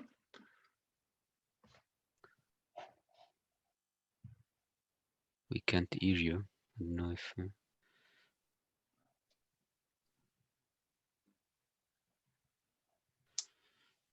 Oscar may be muted. Afraid he seems he's not connected. Maybe he also experiences. He's at the attendees, not as a panelist. Can he access the voice in order to have some comments?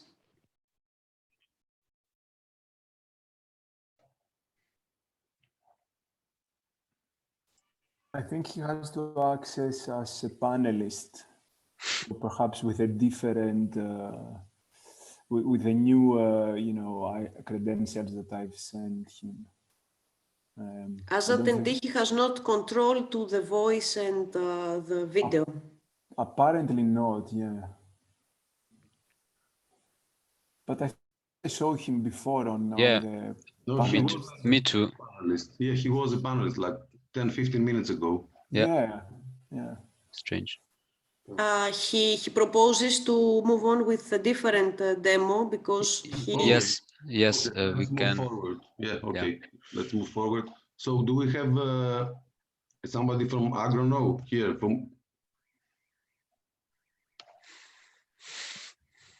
Okay. No, so let's move on to demo 3 then. Okay. I saw Vivi. Would you like to give her some moments? Of course. If she can hear us or if she can yes, sure. Unmute herself. Hi everybody. I'm sorry, I just realized I should have also logged in as a panelist as well, because I was since morning, but not as a panelist. So I just logged off and logged in again to do that. So, okay, so I think I'm ready to start, if this is okay for you. Excellent. The floor is yours, Vivi. Thank you. Hello, I'm Vivi Katifori. I'm part of the Agrono company. Agrono is a small SME. Next slide, please. Can I move myself the slides or no? Okay, thank you. So Agrono is a company who is using big data analytics to support customers in the food chain with different products. One of the main products of Agrono is FoodAkai. FoodAkai is a product to support food safety and quality assurance experts looking to identify and predict risks and in general issues that may arise with certain products or ingredients. These experts in general are part of companies that produce or process food products, like, for example, a company which produces chocolates, or they could be also part of supermarket chains, different companies like that. So these experts need to be able to customize the company's supply chain with new materials and products. And to do that, to be able to see emerging and increasing risks for these new materials and products. And so to be able to predict possible incidents and hazards related to their products in the supply chain. So what is the need of AgroKnow in terms of their presence in the CYBELE project? Next slide, please. AgroKnow, as I mentioned, is a small company, has limited resources, and is called by its clients to very often run new models, make predictions for new products and ingredients, especially when a new client comes to the company for to be included and use FoodAkai, and intensive work in terms of resources and cost from the part of the company has to happen for this to support the client. So HPC is in fact what AgroKnow would need to take its services a step further to be able to have to support the clients in a more efficient way. So our foreseen benefits for our presence in CYBELE is to be able to have include new ingredients and products for our clients in less time, with less cost, and offer more competitive services. So in this sense, our end users, our end clients, the food safety experts will be able to make much more accurate and timely predictions through the FoodAkai risk assessment and prediction tool. So how can CYBELE platform and HPC that it offers can solve this problem for us? Through the experiment composition environment, we can use the HPC infrastructure developed within CYBELE through the intuitive user interface offered for us as a demonstrator. We will be able to quickly evaluate and experiment with new ideas without the need to go deep into the details, the more technical base of the platform. It will help us, of course, reduce time when training and executing algorithms, and also use the CYBELE visualizations to be able to tweak and see the algorithm results and improve them. So what has been done so far? Because apart from this work of us as a company using the CYBELE offerings, within CYBELE project, there has been some work which is more relevant to our actual, let's say, algorithms we are using and offering. There has been also some work to improve automatic classification for served text used to look into recall and risk databases. Price prediction models for agricultural products have been developed within CYBELE. Risk prediction models with the time series forecasting approach, and more importantly, these algorithms have been integrated with the HPC infrastructure, and we are in the process of testing them and soon integrating them within our company offerings. So next steps are to work on a risk prediction deep learning model for safety data, and to achieve the full integration of the implemented algorithms, and have our data analysts work intensively with the CYBELE platform to test it and include it into our workflow. Yeah, just a quick look at the results achieved so far. Name entity recognition for products in full recall, food recall announcements has been developed and tested. And also, next slide, the food recall prediction through time series that I mentioned. Multiple models have been tested to achieve the best results for its product. This work has led to also to one publication so far, and I think a second one. And with collaboration with research Institute of the University of Piraeus, who has been a valuable collaborator within the project. I think this is it for me so far. Thank you very much. And it's nice to be here and participate. Thank you. Thank you very much, Vivi, for this interesting presentation. So now we move on to demo 3. So yeah, I think that Fred is here. Okay. Hello, yeah. Good morning. The floor is yours. Okay, thank you so much. Okay, my name is Freddy Rivas. I work in GMB, a Spanish or multinational company. And we currently, in my division, we are working in the develop of a lot of project or models directed to precision agriculture. In this case, in the frame of CYBELE platform and CYBELE project, our demo is basically trying to solve a problem with the fruit producers and farmers due to a lot of losses due to hail and frost. These extreme events more or less represents a loss around of 9 million euros in the Valencia region.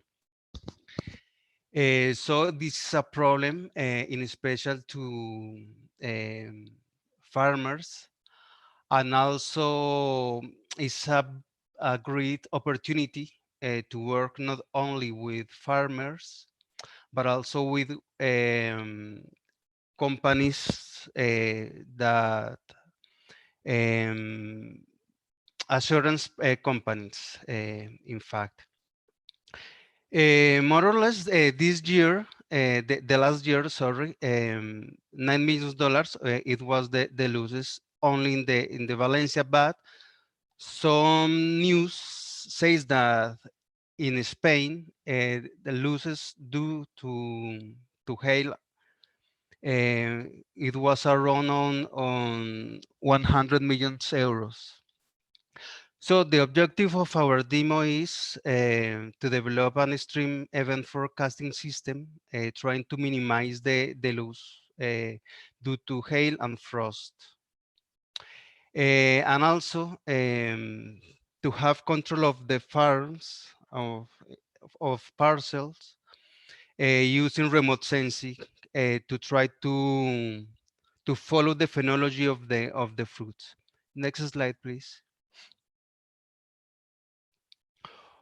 Okay, to develop this demonstrator, we had to separate in 3 models. In special, the main model is dedicated to the forecast of hail. In this case, we need the CYBELE platform and the HPC because we have a lot of data, weather data. So the capacity is one overload for a simple PC. In this case, we need at least 10 terabytes of only raw data. Next, please. Okay, so in the processing to develop the model, 1 year needs one extra 3 terabytes, and also the processing of the data to start to apply the machine learning method need a lot of processing. In this case, the HPC it's helping us to decrease the processing time. Next, please. Okay. In the frame of this project, what we have achieved. Basically, we minimize the processing time in the modeling experimentation stage. We test different methodologies for find the optimal machine learning solution. And what we expect, basically we expect find one optimized hyperparameters by parallelization in the HPC, in the hail and the frost model. And also the integration of satellite data, weather station data, climate forecasting data, and the forecasting algorithms in a cloud environment interface. And finally, creating a web interface in a cloud environment, trying to create a service or an accessible service to the farmers. Next and final. Okay, this is all from my side. Thank you. Thank you. Thank you very much, Eddie, for this presentation. So we move on to demo 4, and I think Christos is here, right? Yes, I'm here. Can you guys hear me? Hello. Yes, we can hear you and we can see you. The floor is yours, Christos. Thank you. Thank you. So hello, everybody. My name is Christos Artadzis. I'm with the Institute of Sensor Signals and Communications at the University of Strathclyde. And our demonstrators looks at different use cases. So can we go to the next slide, please?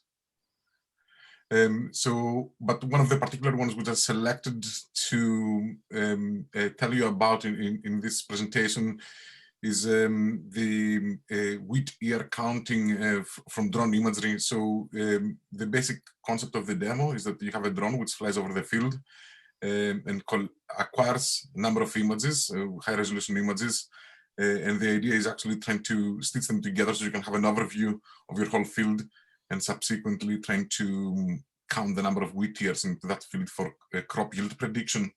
So this field on the right-hand side, for example, is 56 acres, consists of 325 individual images taken by the drone, and the final product is about 1 gigabyte for that one image for just one acquisition.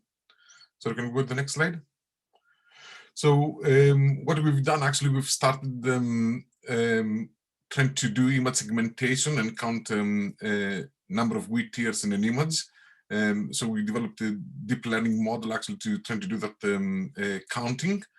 So what you can see in the top row is the RGB image collected along with ground truth, which has been manually annotated, and then the prediction.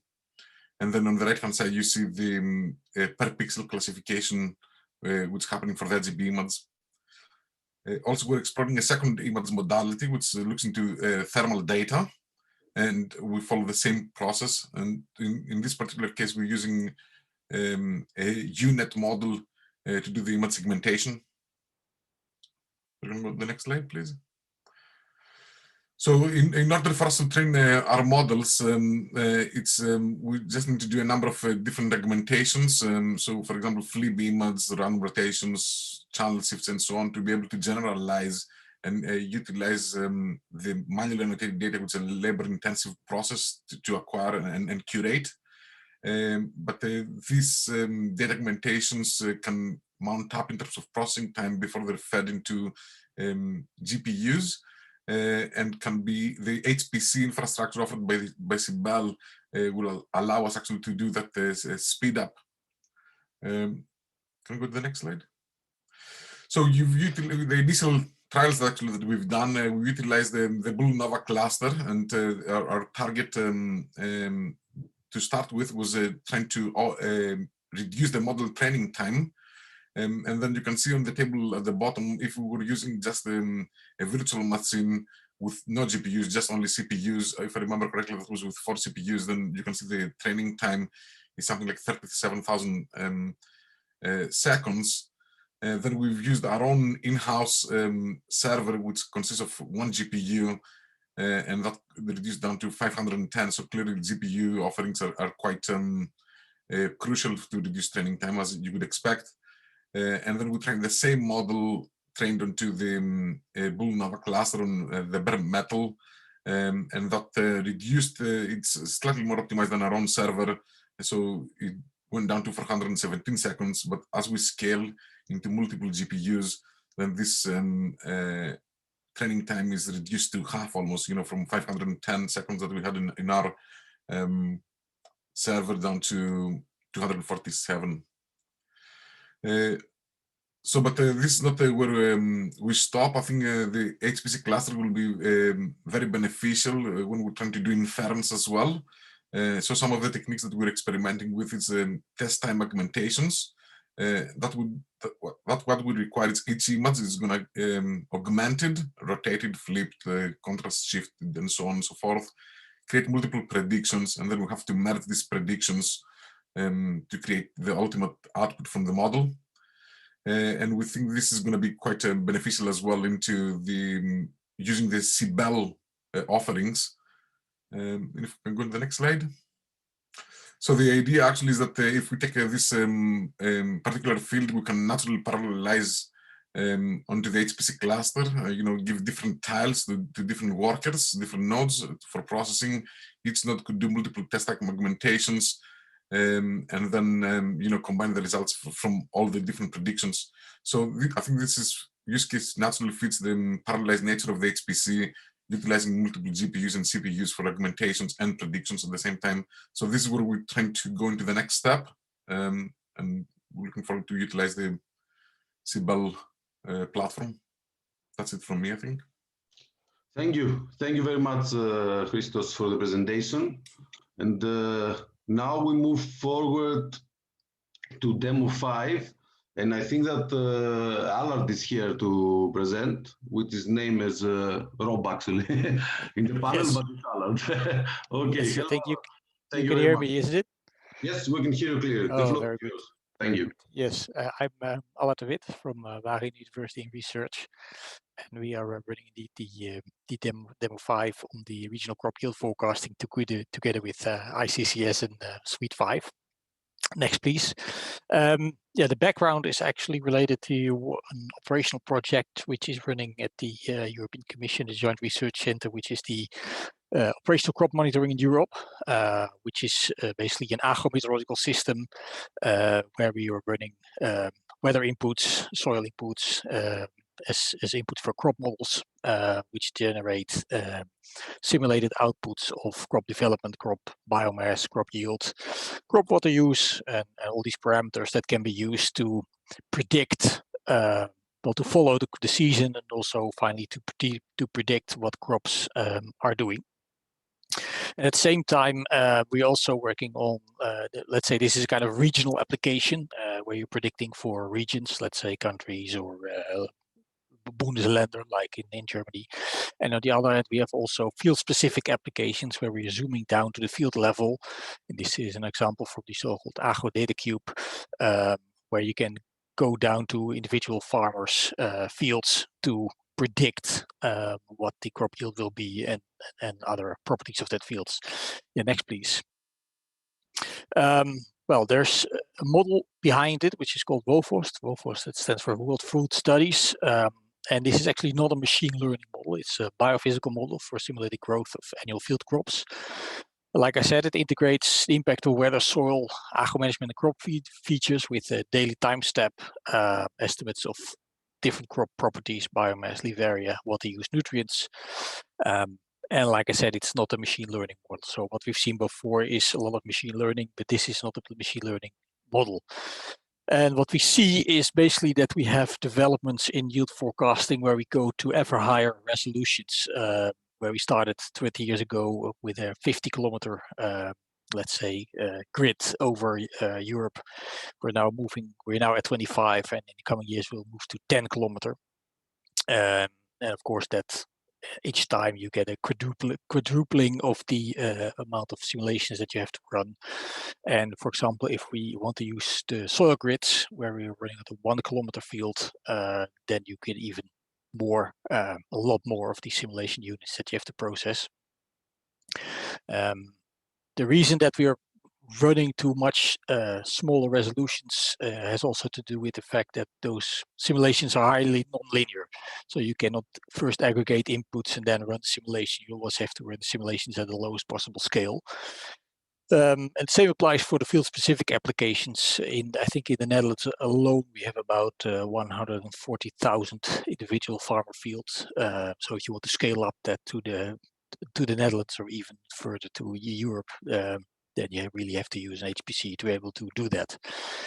And finally, we also see the integration of seasonal forecasts and ensembles. So as the consequence of is that you have this strong increase in the number of model runs that you have to do. And also we're looking at possibility for integrating observations through data assimilation approaches. Yes, next please. So what we've been trying to achieve in Demo 5, the objectives is, first of all, can we speed up WOFOST through a so-called machine learning based approach? So basically you're trying to train a model on the WOFOST input outputs in order to hopefully at least get a as well representation of the biophysics, but in a much more efficient way computationally.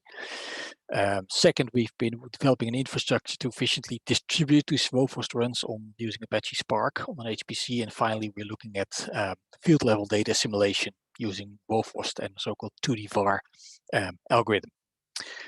Next, please. Well, these are some first results from this machine learning WOFOST variable model. This is for winter wheat 2010. On the left, you see the so-called potential production simulation results. And with potential production, I mean this is the absolute yield ceiling that you can get for a given location if everything else is perfect. So there's no water limitations, no nutrient limitations or whatever. And you see that the machine learning model is actually doing quite a good job. As you see that the XY scatter is relatively limited, and particularly if you start aggregating this across regions, that works quite well. If you go to the water limited on the right, you see that's already get a bit more tricky, because suddenly you get the effect of water limitations on the model output, and then you get all kinds of limiting factors, and that's already more difficult to let's say to train for a machine learning model. So what we're looking at the moment is, can we improve the water limited predictions using better label data that we can put in there, and also if it doesn't predict, well, if we can get it better, how does the year-to-year fluctuations show up in the machine learning output, and do they correspond to what we see in the model itself? So that we are also looking at testing on more years and also testing for other crops. Next, please. The infrastructure for distributed WOFOST runs, we've been also working on that one using as a baseline the current system, which is an Oracle database, so-called MARS Oracle database. MARS stands for Monitoring Agricultural Resources. And for, let's say, using the Oracle database as an input for Spark, we find that let's say the throughput of Oracle is is limited. You cannot fill up Spark data frames very quickly with Oracle, also because the data in Oracle is highly normalized. So what we have been working on is getting this Oracle database into a denormalized form. And we want to use Linux Scale or MongoDB for that. And from that database, we can do a very fast loading, a distributed loading into Spark. And then we have a Wofost implementation in Java, highly efficient implementation that can run on the Spark data frames, taking each row of the data frame as an input for Wofost, and then processing all the Wofost runs to the Spark infrastructure and writing back the output to Spark data frames. The ID that output could be already fed into the Mars Oracle database back, but we're thinking also of some post-processing step, particularly when it comes to aggregating individual runs for regions or for grids. That's also typically something which could be done very efficiently in Spark. So we think of including that one as well, although that hasn't been done yet. Next, please. So basically, this is what next, please. So finally, we're also looking at the field scale application of Wofost. What we're doing there is a parcel database together with Sentinel-2 Earth observations. Basically what we do is we optimize Wofost for the selected parameters and fields for, let's say, a test set, and based on that limited test set, we get an ID of the parameter ranges plus the variance that we need. So we get an ID, for example, of the variability in the sowing dates or the variability in the maximally vary index. And we need that to be able to quantify, let's say, the weights within the 2D var algorithm. So when we have that, we basically combine the parcel database with the Sentinel-2 data through the lower part of the graph. We feed it with the Mars weather data through the data assimilation algorithm, and then we get field-specific crop yield estimates. Yes, next, please. Now we are working on it, but we have finished that one. Yes, we're working on currently on the 2017 data, where we have already parcel-specific data collected for the whole of the Netherlands. Currently, we've been looking at the optimizations for selected fields for several crops. So we're currently in the process of estimating those parameter ranges and variances for several crops, and the implementation of the 2D var algorithm, and finally testing and validating at field scale before we can really start scaling up. Next, please. Okay, some conclusions. Well, we have a preliminary Wofost ML implementation that's been created and is currently undergoing further testing. The Wofost Spark chain is actually ready for deployment at the CYBELE testbed for benchmarking. So we want to benchmark against the current Mars system to see what the speedups are that we can achieve through the CYBELE system. And the field data assimilation is still a work in progress and requires further development. I think that was the final slide. Thank you. Oops. Yes, thank you very much, Allard. One slide change in the schedule. Now we're going back actually to demo one, because we have here now the problems is solved. So we have actually, it says Oscar, but it's not Oscar, it's Sanya. Hello, Sanya, can you unmute yourself? Okay. Hello, everyone. Thank you for joining us. The floor is yours. Thanks. Okay, thank you. I will present in behalf of our colleague Oscar Marco that is leading this demo. And the demo is related to the soy production, or actually the computational behind the soy production and prediction of the protein and the yield.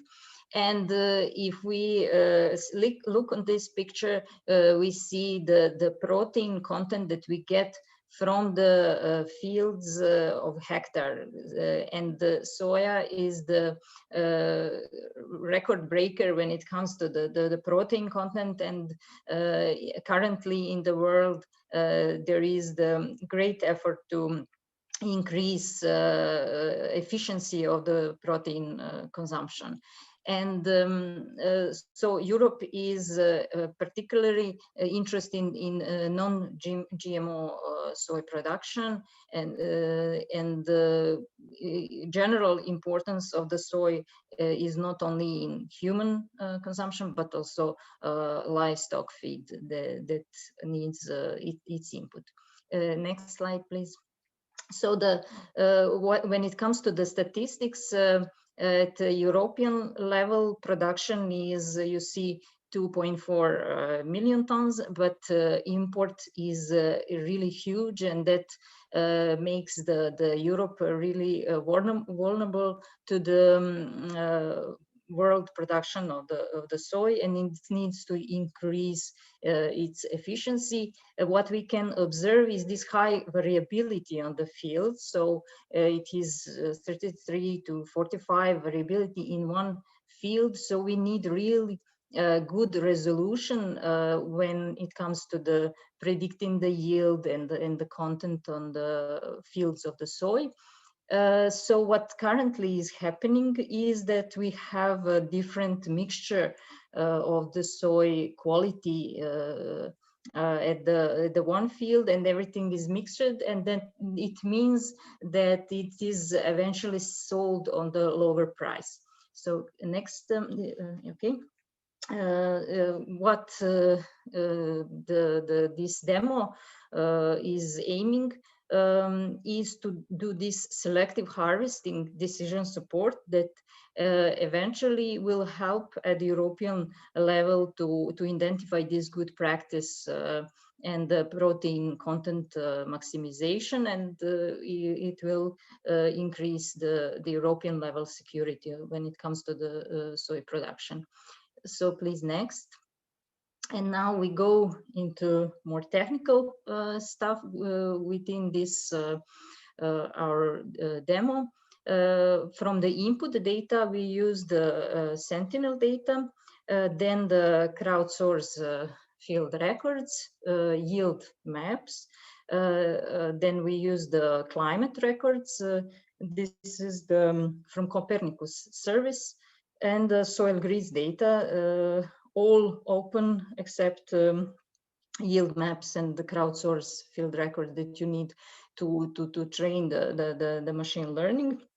And these yield maps and crowdsource field records are obtained from the Donai Soya, that is our partner at this demo. So the next slide, please.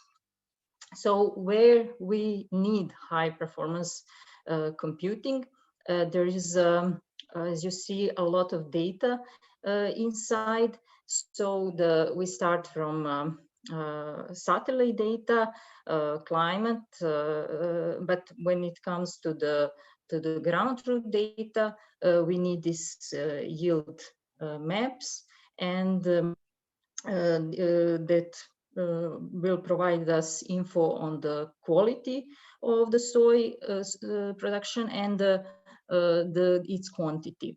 The most computational intensive part is related to the aligning the ground truth data with the data that will be used as an input, and so the yield maps are point-based data, and you need to go extensively through the spatial satellite data and to match right point to the right pixel of the image. So it's the pairwise comparison that will take too much time if you don't use the high performance computing and or parallelization that can be utilized. Then the next step is this machine learning part, and of course at the machine learning part you can also have the good parallelization and in training and applying eventually models on other soy fields. So how the results look like is this, that we created the maps. It is the map of the predicted protein and the predicted yield. Up to now, the yield prediction was much easier to do than the protein content, but we still work on the another task and hope to achieve the good results. What you see here, it is promising because when you put it on the map, you see that the inside of the field usually have the better yield, and this is something that agree with how things look like on the field. And so we continue with the experimentation and measuring how the high performance computing is helping us when it comes to the performance, the initial part and the machine learning part also. So that's it. Excellent, excellent. Thank you so much, Sanja, for replacing Oscar for the presentation. Thank you very much for your time. So now we move forward again to demo 6. Let me find it in the presentations. One moment. Okay. So, okay. There we go. And I think that Franziska will be presenting. Franziska? Yes, that is correct. Thank you very much. Can you hear me, everyone? Yes, yes. Super. Okay, perfect. Yeah, hi. Welcome to another presentation within the CYBELE workshop here. My name is Franziska Hackenson. I'm a postdoc at the University of Copenhagen, and together with my supervisor Dan Børre Jensen, I'm responsible for the demo 6 pigs weighing optimization. Monitoring pigs on a daily matter, we can actually just click through the slide slowly. Thank you. Monitoring individual animals on animal production sites is quite time, labor, and cost intensive. And especially with the increasing farm size predicted in the future, this seems to be unreasonable or also not feasible.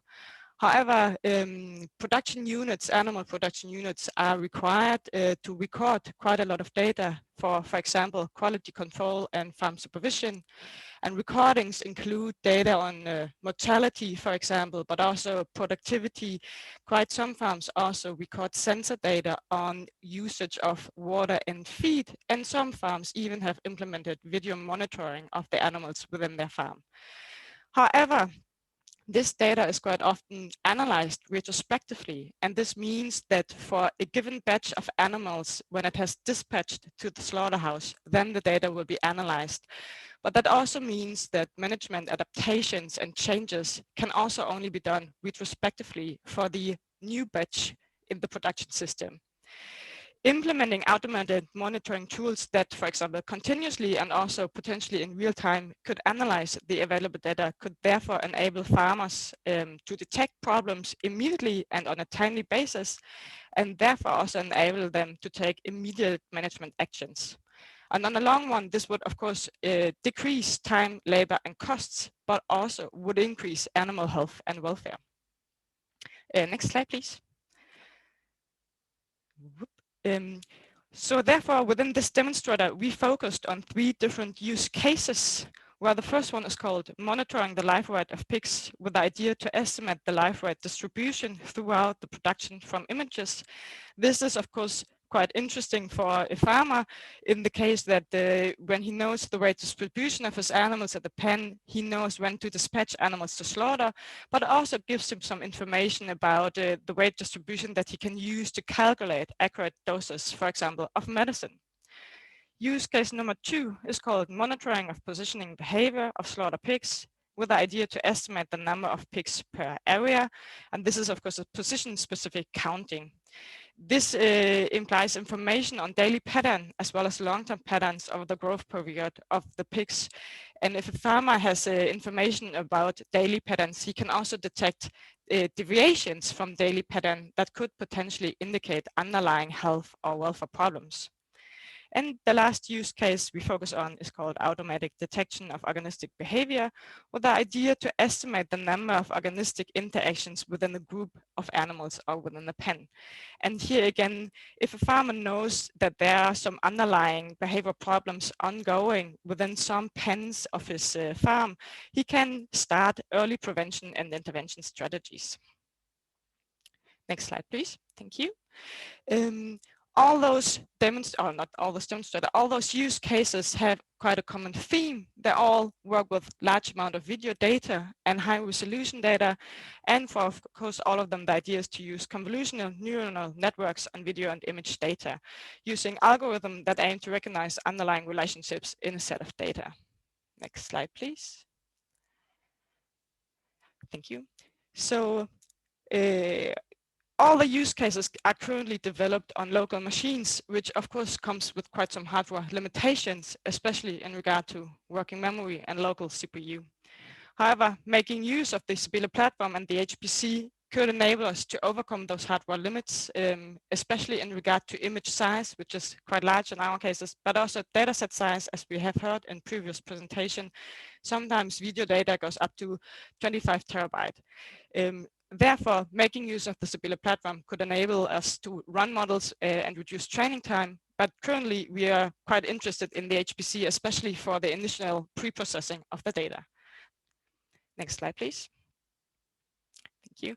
What results do we have achieved until now, and what do we expect from this demonstrator in the future? On a short term, for the position behavior, a model has been implemented, a paper has been written, and is currently under review. For the other use cases, model building is still in progress, and we're currently exploring different analysis strategies, such as timeline analysis. On long term, we hope or we expect or believe that this demonstrator could maybe result in a tool that could be used as a monitoring and decision support system for farmer. And this support tool could analyze farms' generated data with the overall aim to detect deviation in, for example, productivity, but also the usage and the behavior of the animals, with the overall aim to enable the farmer to take immediate management actions. This could, of course, on the long run, increase health, welfare, and profitability, and reduce the overall cost on commercial farms. And this tool could, of course, also be used in research and could help to automated generation of primary research data. Thank you. That was it. Thank you very much, Francesca, for this very interesting presentation. And I think we can move forward to the next demo, and I think Fabio will be presenting, right? Yes, thank you, Stavros. Good morning Fabio. again.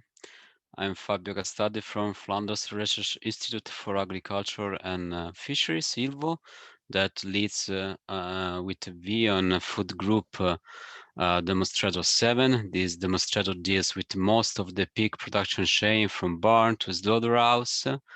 So in the precision livestock farming context, it's crucial to control everything that is going on at the farm to ensure, on the one hand, the health and the welfare and environmental impact is secured, and on the other hand, that the farm is running a profitable business. So actually, pig farms are already big data producers, data generated by cameras, RFID system for feed, drinking, and weight monitoring, and from other environmental sensors and so on.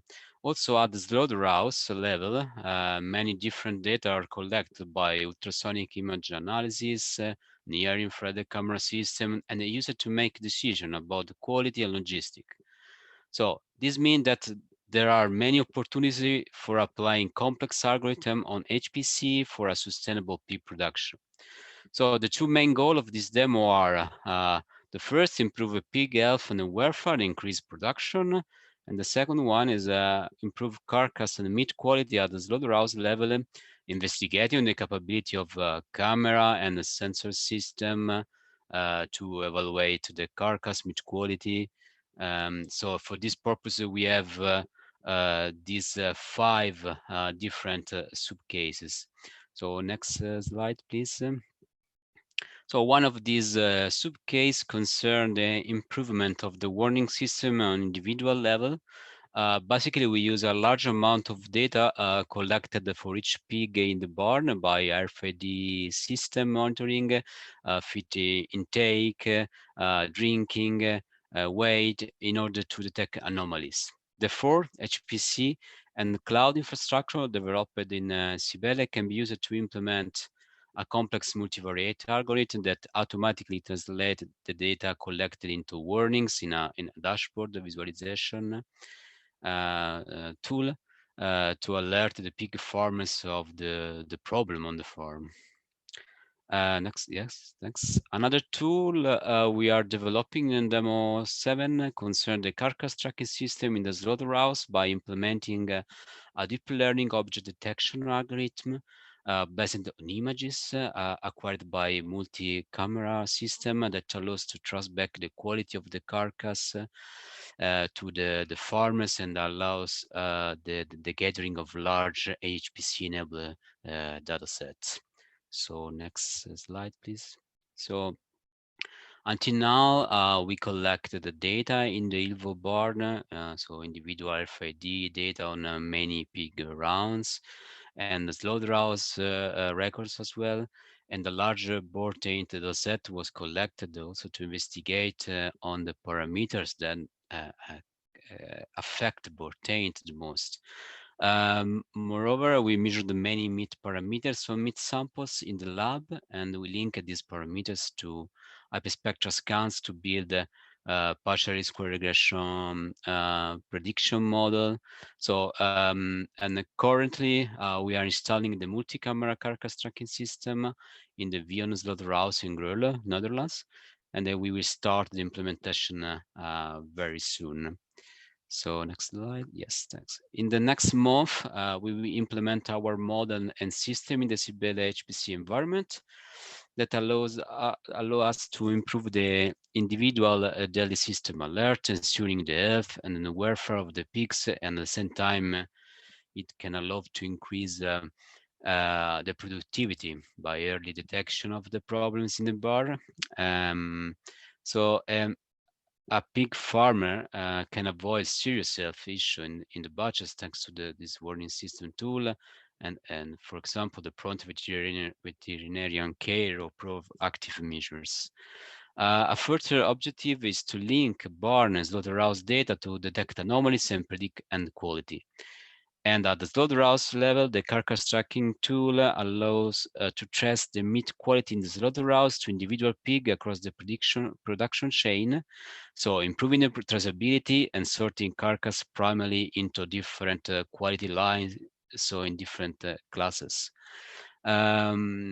Moreover, we expect to retrieve important information about meat quality, both using hyperspectral measurement and board taint estimation. So that's it. Thank you very much. Please contact me for any question or further explanation. Thank you. Thank you very much, Fabio, for your presentation.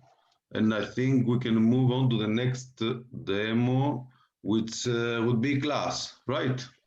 Yes, okay, thank you. Do you hear me? Thank you, yes, clearly, okay. The floor is yours. Yeah, so I will present you the demonstrator 8, which is on open sea fishing. This is also led by ILVO as the previous demonstrator by 2 units, and I won't tell more about that as Fabio did that. The problem of this demo is, of course, that many fisheries are in an unsustainable way or exploited in an unsustainable way. So basically, we want to address this major problem, and we have 3 sub-cases to do so. So we have some, I would say, bottom-up solutions where we provide solutions mainly for fishermen, so for the people who exploit the resource. So the main question fishers have and need to tackle every day is when, where, and how much to fish, what gear to use, so what fishing gear to use, and what part of the catch should I keep and what part should I discard. So we will tackle 2 questions within this subcase. So where is the fish? So try to find or try to create prediction maps, and given the distribution of fish, so given our prediction of fish, the quota, so the management constraints, the economical constraints, so fish prices and fuel prices, where is it optimal for me to go fishing well, and with optimal, I mean which actions give me the highest profit. So next slide, thank you. So we also have another approach to tackle the problem of sustainable fisheries, and that's mainly a kind of top-down approach through management.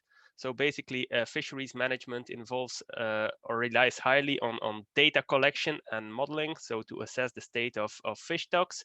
So and this data collection or one part of this data collection is monitoring by on-sea observers, so onboard observers at sea. So basically, we have some people who join fishing vessels and measure all the fish that is caught. So this is, of course, a very time-consuming and expensive process. And also in terms of data coverage, we are far below 1% of the total landings of the fleet. So of course, if we have a very low amount of data there, our models have also high uncertainty, or it's hard to make good predictions about the state of the resource, as our models rely on very little data. So we want to improve this data collection through automated data collection on board. So basically, we want to use image analysis on board of fishing vessels, so where the fish passes on a conveyor belt to measure and classify fish species, so to improve our catch statistics. So the first part is on catch prediction. So we have a lot of fisheries data, fisheries dependent information available. Basically, we have GPS positions of the entire fishing fleet, but also daily landing statistics on a coarser level. And we have some information over the last years, and environmental data, which is collected through remote sensing, which is all available through the CMEMS portal, which is the Copernicus Marine Environment, and the final letters, excuse me, I can't remember them right now. But that database provides all this information, which is basically already stems from satellite data.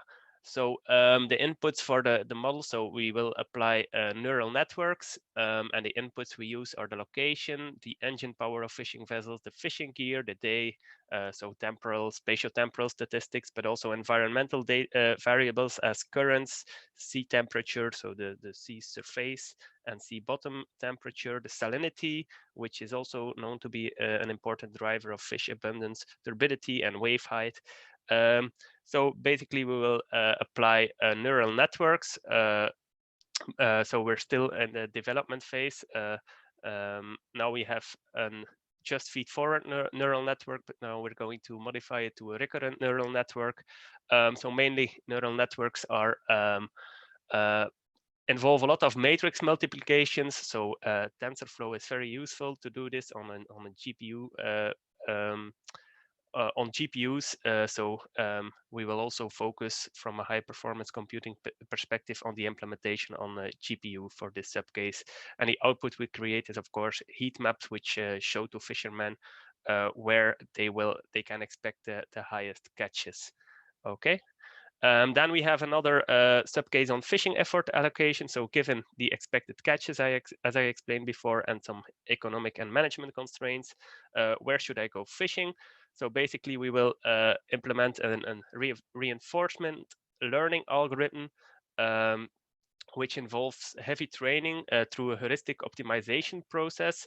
This means we need to do a lot of iterations, which is a case of embarrassingly parallel, which provides an embarrassingly parallel problem, so that can be distributed quite easily on the high performance infrastructure. So the model training there can be distributed, and the output we will give is also based on stochastic simulations, so Monte Carlo simulations with different, as we're not sure about our catch prediction, we can provide more robust outputs by running simulations over and over again, always with different values of the model parameters.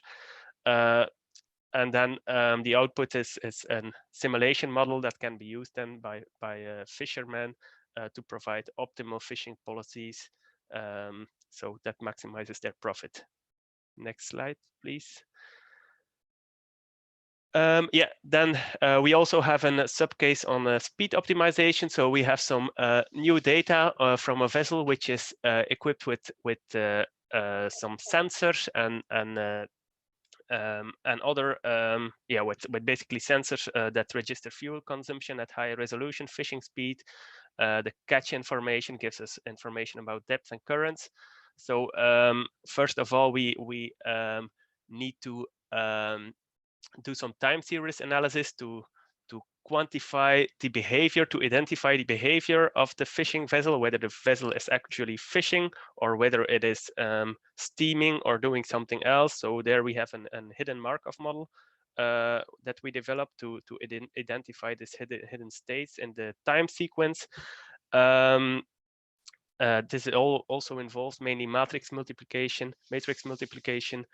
which is linear algebra and can be optimized or can be improved in terms of speed by using, for instance, optimized BLAS libraries. Then we also have a machine learning algorithm that will estimate the fuel coefficient. So that's basically the technical efficiency of the fishing vessel in terms of fuel consumption for a given fishing speed.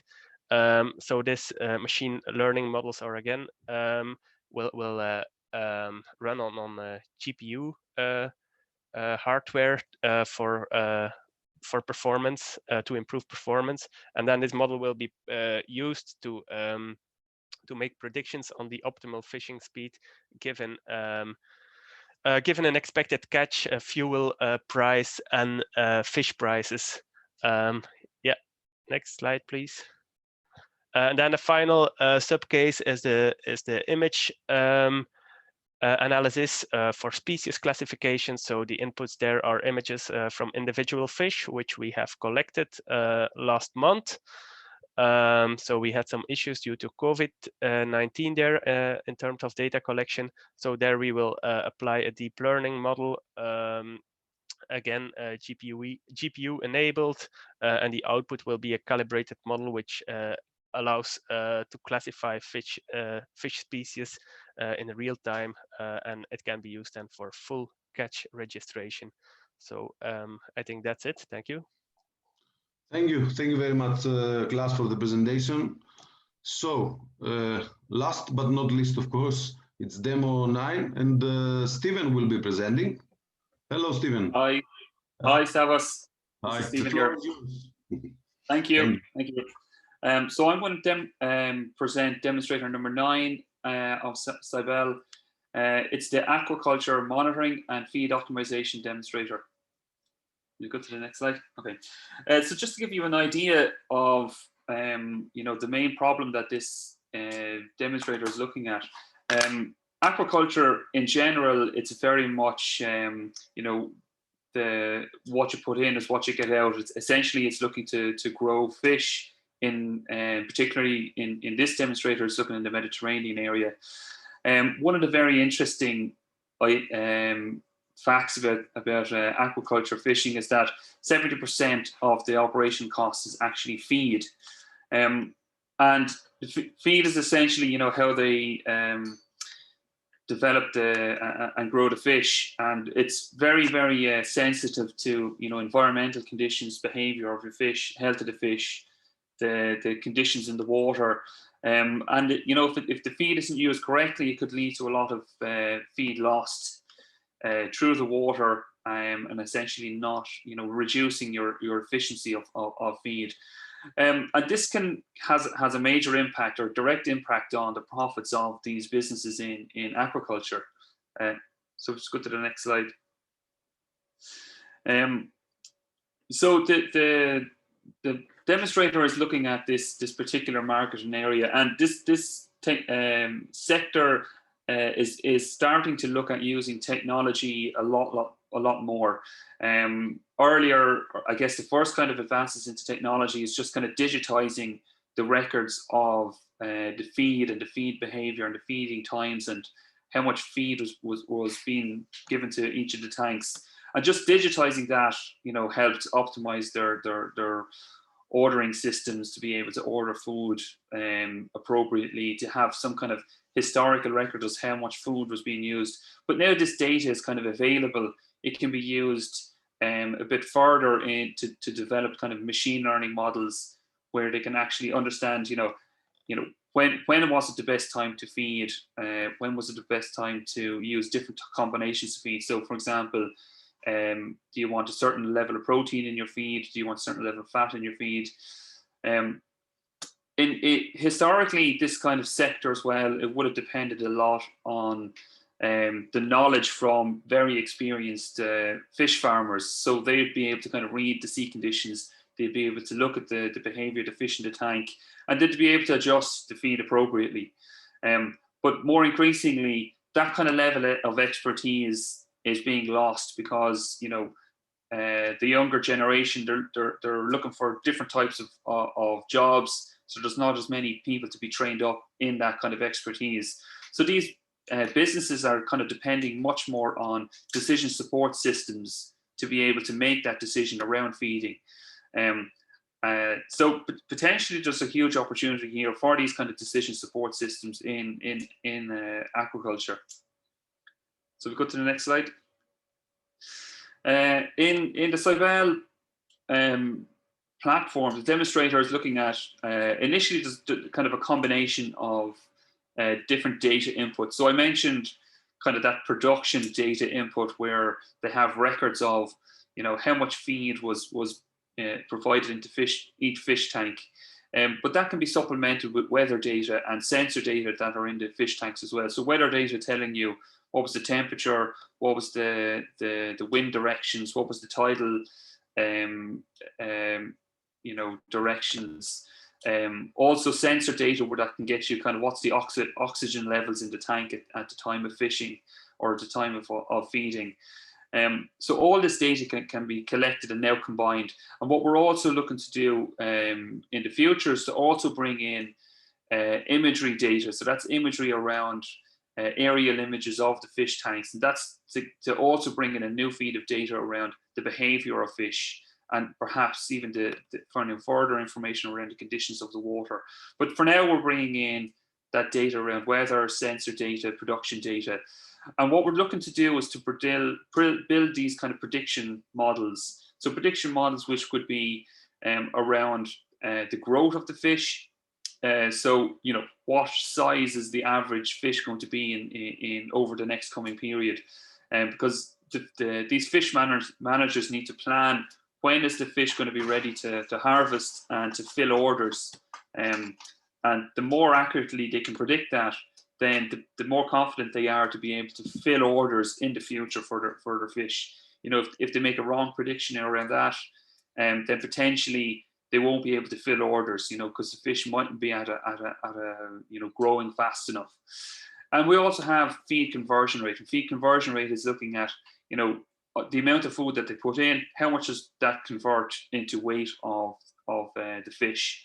And a higher, obviously, feed conversion rate is much more efficient for the business. So these two factors we're looking to predict in particular. Do you want to go to the next slide? So some of the results we've been looking at so far, so bringing in from a combination of hyperparameter tuning and cross-validation, we've been looking at the growth of fish models, and we've looked at this for a number of fish breeds so far, and this is taking data in from real production sites and historical kind of weather information, and we're also looking at processing larger data sets. We should be able to get more improved models. The results we have so far, we're going to be augmenting, as I mentioned, with image data from other fish farms to see if we can again improve that accuracy of prediction. And these kind of prediction models, they're already having a really good impact on some of the businesses in the aquaculture, where they can see that they're trying to reduce their feeding costs, and also for planning their business to be able to make predictions of when they can fill orders.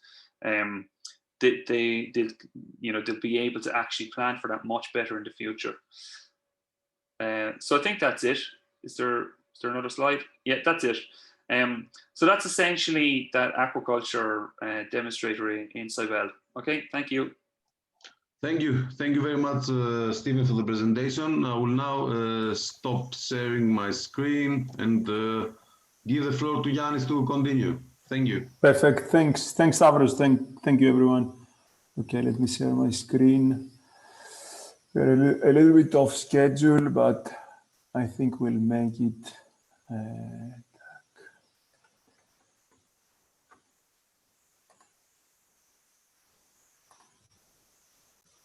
Okay, can you see what I'm sharing now?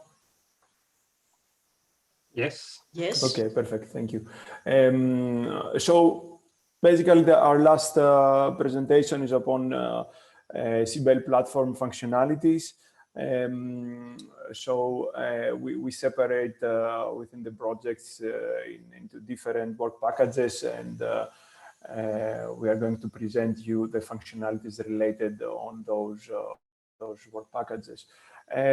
So first of all, related to infrastructure implementation, I will give this presentation. So basically, as I was mentioning also initially in the second presentation, we want to abstract the complexity of using high performance computing. This is one of the most important aspects of the project, and we are going to do that by enabling the execution of data analytics applications using higher level cloud tools and communicating through them to the dedicated HPC tools without giving all this complexity, with hiding this complexity from the end users. So for that, we have proposed a common architecture for this resource abstraction based upon a common unified API and also the usage of containerization platforms.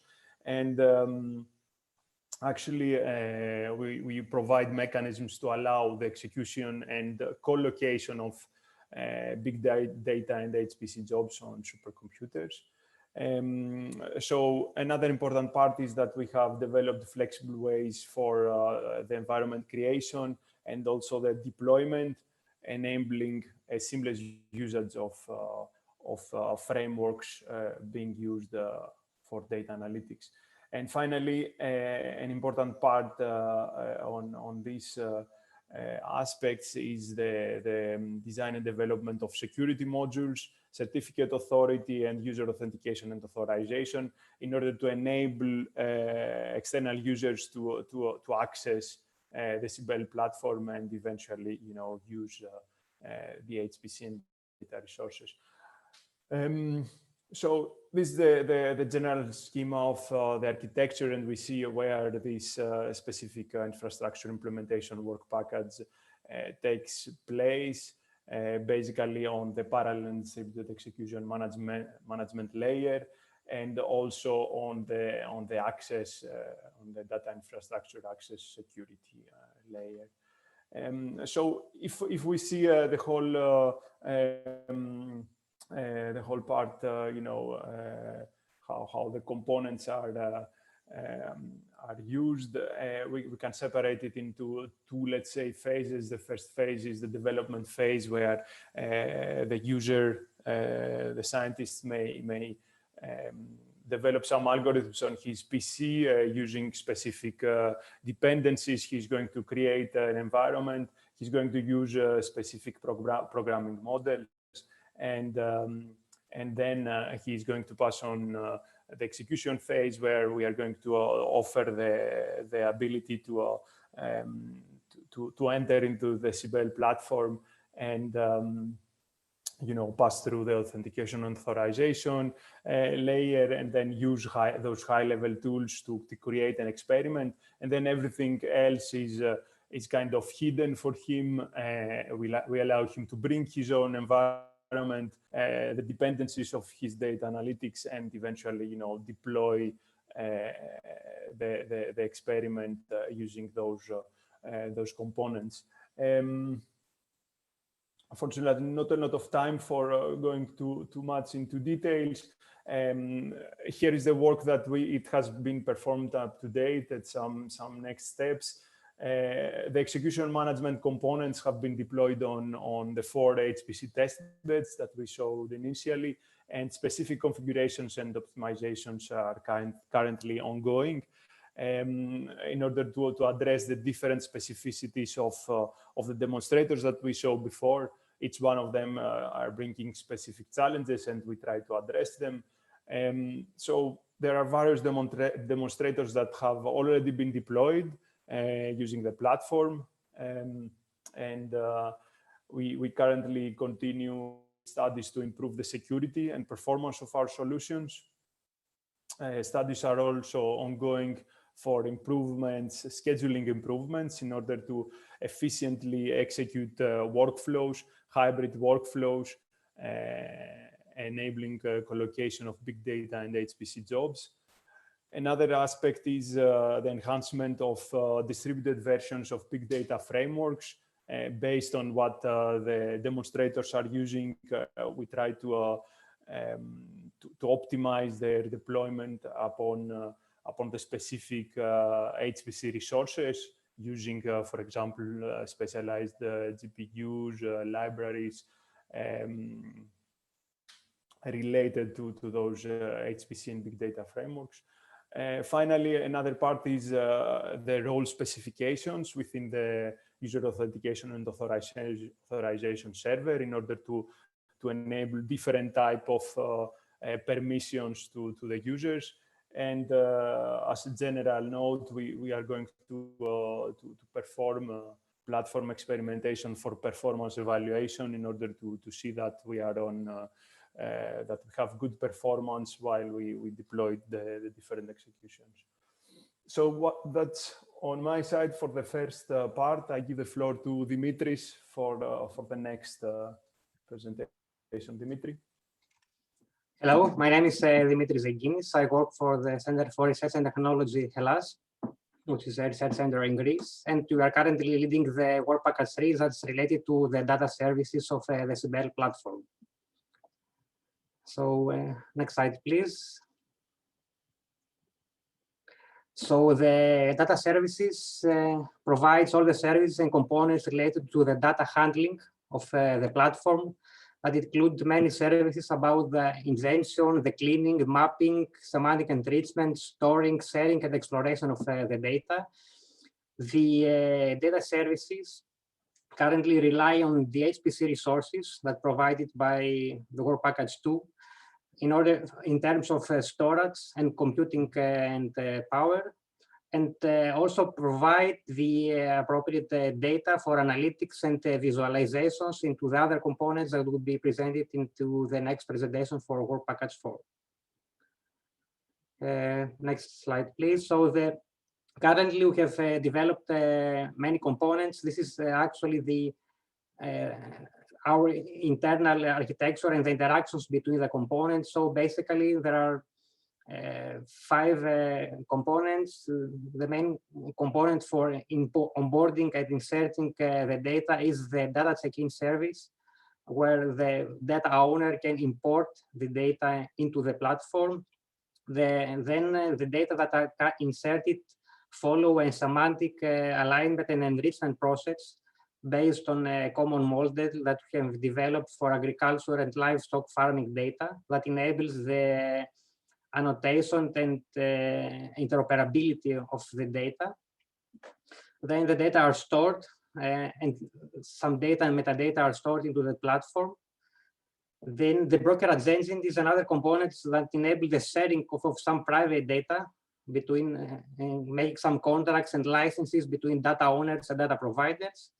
And finally, the external interface of all these data services to the farmers and data scientists, but also to some other components inside the CYBELE project is the advanced query builders that enable the exploration and searching and combination of all the data that have been passed through this process of inserting the data into the platform. Next slide, please. So currently, as I have already said, we have developed a CYBELE common semantic model that enables the definition of some metadata of agriculture, agri-food, and livestock farming datasets. This metadata includes some general metadata, some distribution, provenance, and structure metadata of the data that are inserted. The checking component that is responsible for the insertion and the onboard of the data into the platform currently supports some basic data formats, for example, CSV, JSON, and some APIs. It enables the cleaning, the mapping, and the alignment of the data that are inserted into the platform in order to enable their interoperability. The brokerage agent component facilitates the proprietary data sharing using some blockchain infrastructure. And finally, the data storage is that offers a scalable SQL database with fast NoSQL data ingestion and some GIS capabilities. This is where all the data that follow this insertion process are currently stored. Next slide, please. And once all these data are inserted, as I have already said, the external interface to the users is the advanced query builder that enables the exploration of the data, the combination of multiple data sets. This is possible because they are semantically enriched and aligned.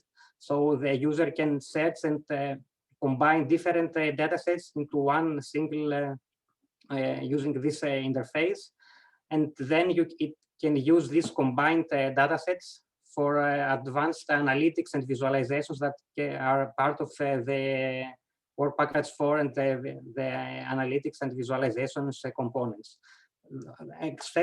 Except from combined for this visual representation of the datasets, the query builder enables also the storing of the queries that are executed in the background that can be used by other components too. Next slide, please. So our next steps is to improve and enhance our components by offering advanced geospatial support.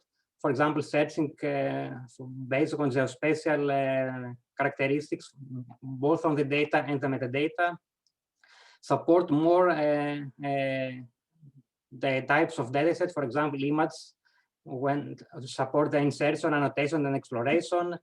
Onboard some wider data and from third-party sources, but also support real-time data anonymization, but also improve the parallelization of our services based on the HPC infrastructure, for example, parallelization of the cleaning component.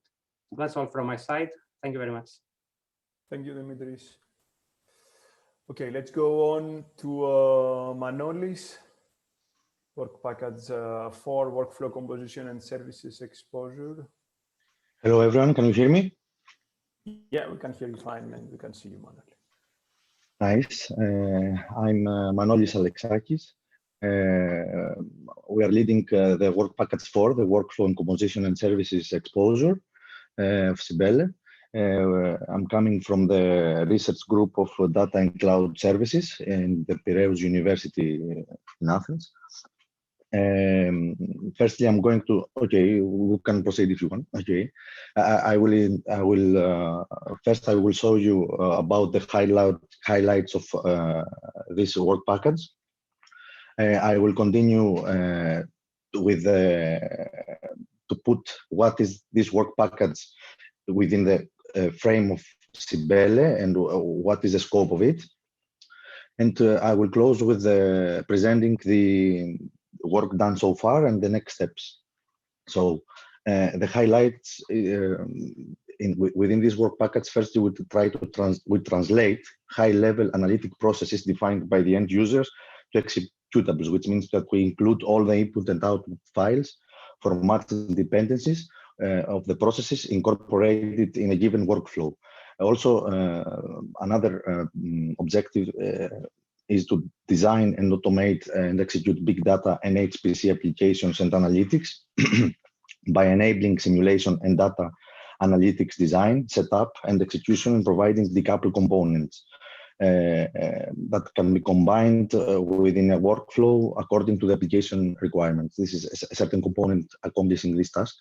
Then we conceptualize, implement, and customize machine learning and deep learning algorithms, and which in fact it means that we computationally implement selected processes based and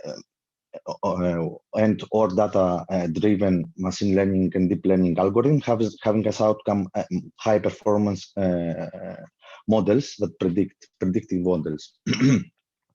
Then we design, test, and validate of data visualizations and data-heavy user interface.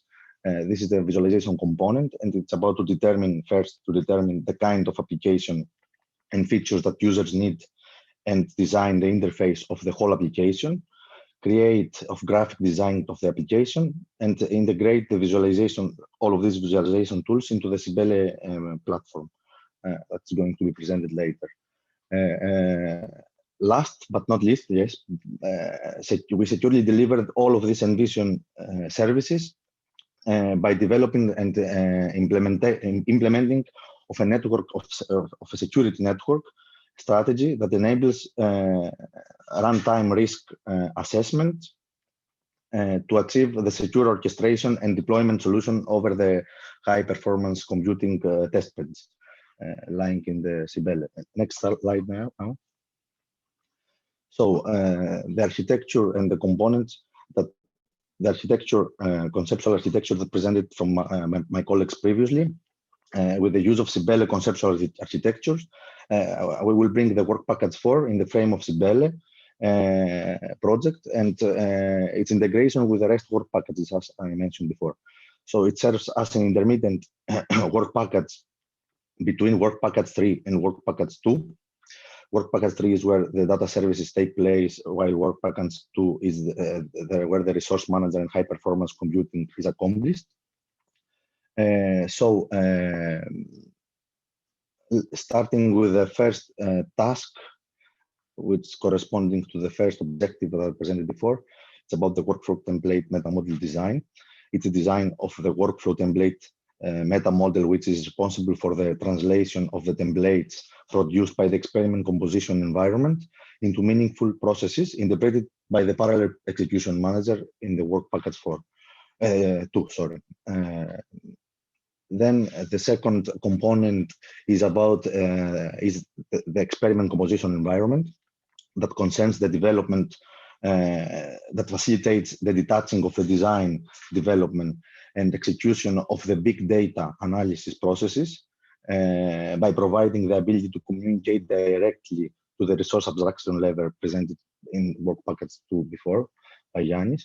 The analysis process of the experiment composition environment includes retrieving as inputs the datasets to be analyzed from the advanced query builder presented before by Dimitris in the work package 3, and selecting analysis template for presenting a specific algorithm with the associated software and execution endpoint, and facilitating adjusting the relevant configuration parameters, and facilitating adjusting the output parameters along with their type, let's say if it's text, image, or whatever.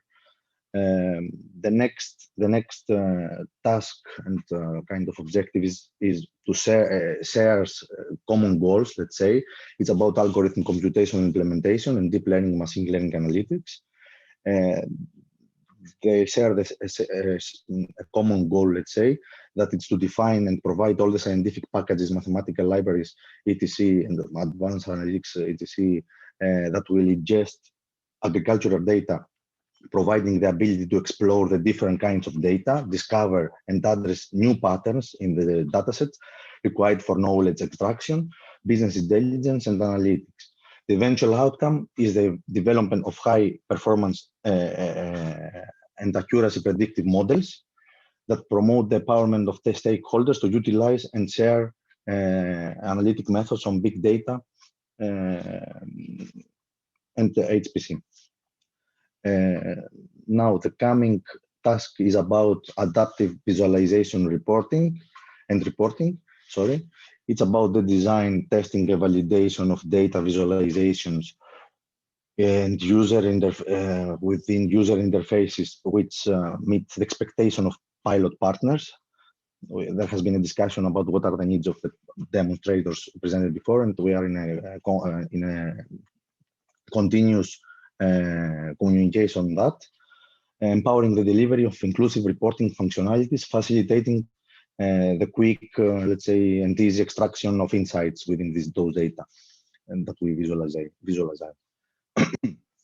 And last is the final task. It's about secure service delivery and provisioning strategy, that it's providing where is provided the secure delivery of any type of envisioned services, like advanced data discovery, processing, visualization, or whatever. And this has been implemented.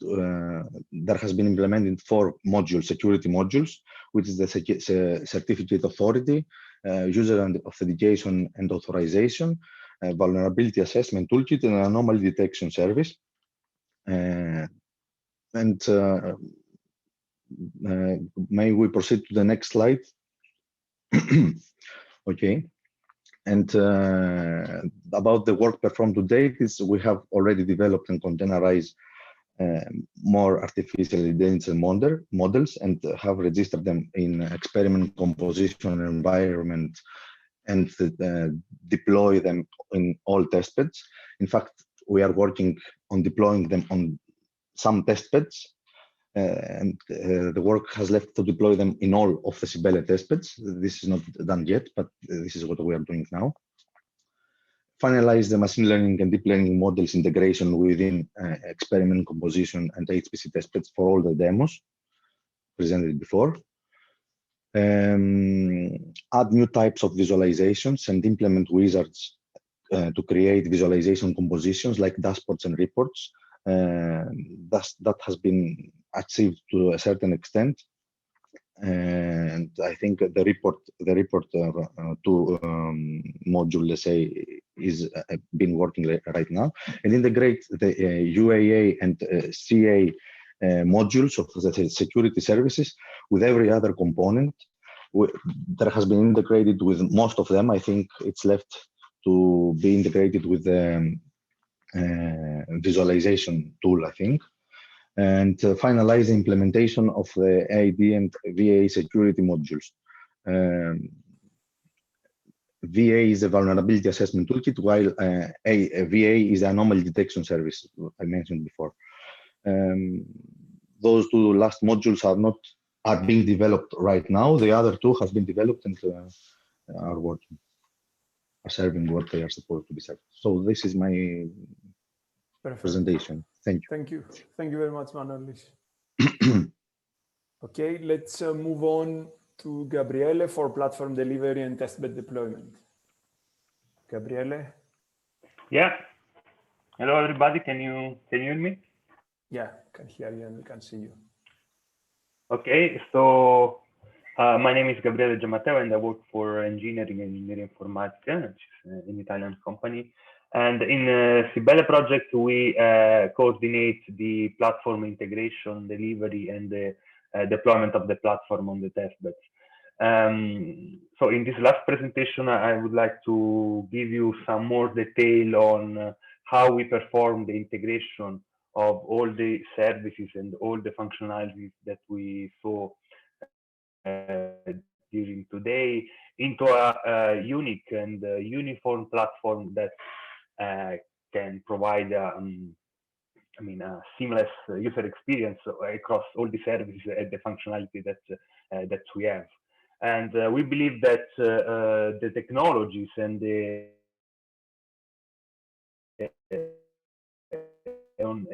process that is also important to be presented, to be discussed, because they have also an impact on the usability of the final services and also an impact on the administration management of these services. So the very first, can you go to the next slide, please? Okay. So the very first pillar on top of which we decided to build our platform was the usage of cloud-native technologies like Docker, Kubernetes, and Helm for the deployment on Kubernetes. And so we see on the right side the architecture of the CYBELE platform that we already saw in the previous presentation. And in this architecture, each component that we see, it's containerized and run into Docker containers, and all the containers are orchestrated by Kubernetes. So this guarantees a high level of modularity of the platform, and we can exploit the scaling capabilities and the results. And also we can rely on uniform deployment and configuration process for all the services, and also a uniform way for connect all the services one each other. And externally, this also offers a high portability of this platform and our services on external computational infrastructures, not only the testbed that we have in the project. And so it makes also easier to exploit the CYBELE technology outside the project, also beyond the project lifetime, and make it easier to maintain and extend this platform. And finally, thanks to these cloud-native technologies, Docker and Kubernetes, we managed to handle the extreme heterogeneity that we had in the CYBELE software. As we saw, our services comprises very different domains, from data storage to workflow management, data curation, web application, machine learning algorithms. So it was a challenge to integrate all these services, and thanks to the Docker and Kubernetes, we are able to provide a uniform platform, and that can be easily deployed and used. And besides the technologies, I think also important to mention the process that we use. You can go to the next slide. Thank you. Also to mention the process that we use for the integration, because in particular we decided to adopt the continuous integration and continuous deployment practices and techniques, in particular for the automation of the integration steps that goes from the compilation of the code till the deployment in the testbed.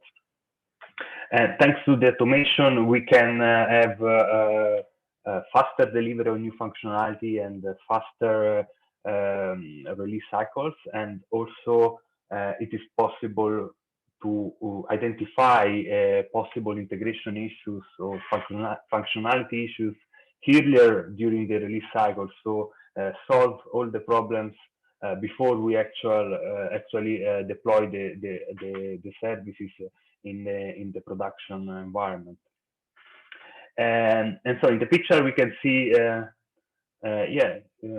sorry, go to the previous one. Yes, just to mention that in the picture you can see the general pipeline that we use for our services. So all the code that we produce goes through this pipeline that comprises several steps. So starting from the compilation of the code, the execution of unit tests, the functional tests, packaging of the code in Docker images, and correspondent Helm charts that will be used later for the deployment, and then additional validation steps for like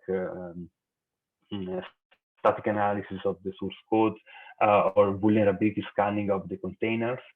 And finally, we have an automated deployment step that automatically deploys the artifacts generated during the pipeline into a staging environment that we use to execute factor tests of our services before we actually release them and deploy them in the production testbed.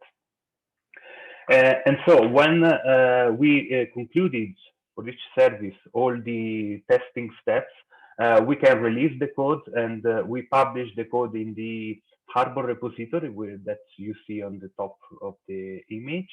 And we publish the Docker images and the Helm charts in the Harbor repository. And so this becomes our main distribution point for the entire CYBELE software. Next slide, please. And since it is also public website, it is also exploitable by external users that want to try the CYBELE technology. And the deployment, the final deployment on the testbeds or in other infrastructure becomes very easy task, because since we use Helm and Docker containers, the deployment step is very straightforward and needs very limited knowledge of the internal of how the services work internal, and very few configuration parameters, because all the configuration deployment details are wrapped into the Helm charts that we developed. And next slide, please. And just to conclude that this is a summary of the current status of deployment of our services in the industrial testbeds that we have in the project. As we said before, some are more in advanced states, like PCNC, where we have the full range of CYBELE services available. Other ones are, on other testbeds, we are still progressing with the deployment, because we are still in a very active development phase. So also there is a continuous update of the components, and this has to be reflected also on the testbeds. Okay, this was my last slide. Thank you. I don't know if there are questions. Perfect. Thank you, Gabriele. Okay, fortunately, not time for questions, but let me share once more my screen for some final notes.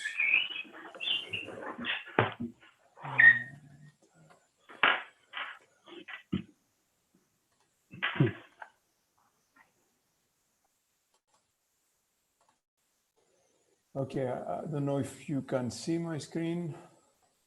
Yes. Yeah, perfect. So, yeah, basically this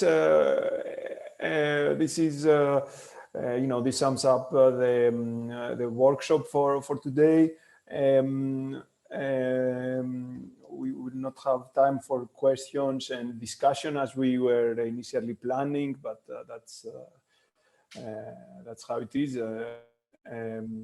So from now on, do stay tuned for updates and announcements during this year.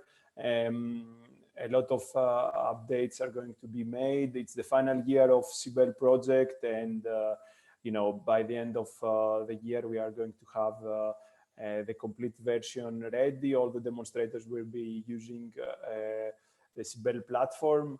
And for those interested, we would be very happy to schedule a demo session in order to showcase the platform functionalities. It was a brief overview that you saw in the end. The workshop really focused on the demonstrators and how they are leveraging or plan to leverage the HPC and big data functionalities. Another workshop will be actually organized in a year from now at the end of the project, in order to show the final version of the platform and the demonstrators. So that's it. Thank you to all the participants. Thank you very much for joining us, for being here. I hope it was interesting for you. Thank you to all the speakers for preparing all these presentations. Thank you very much to our keynote. It was a very interesting presentation. And yes, with that, as I said, stay tuned for new updates and announcements, either on the website or on the social media. Stay safe and have a nice afternoon. Thank you very much. Thank you very much. Bye. Thank you. Bye bye. Thank you. Thanks. Bye. Thank you. Thank you. Thank you. Take care.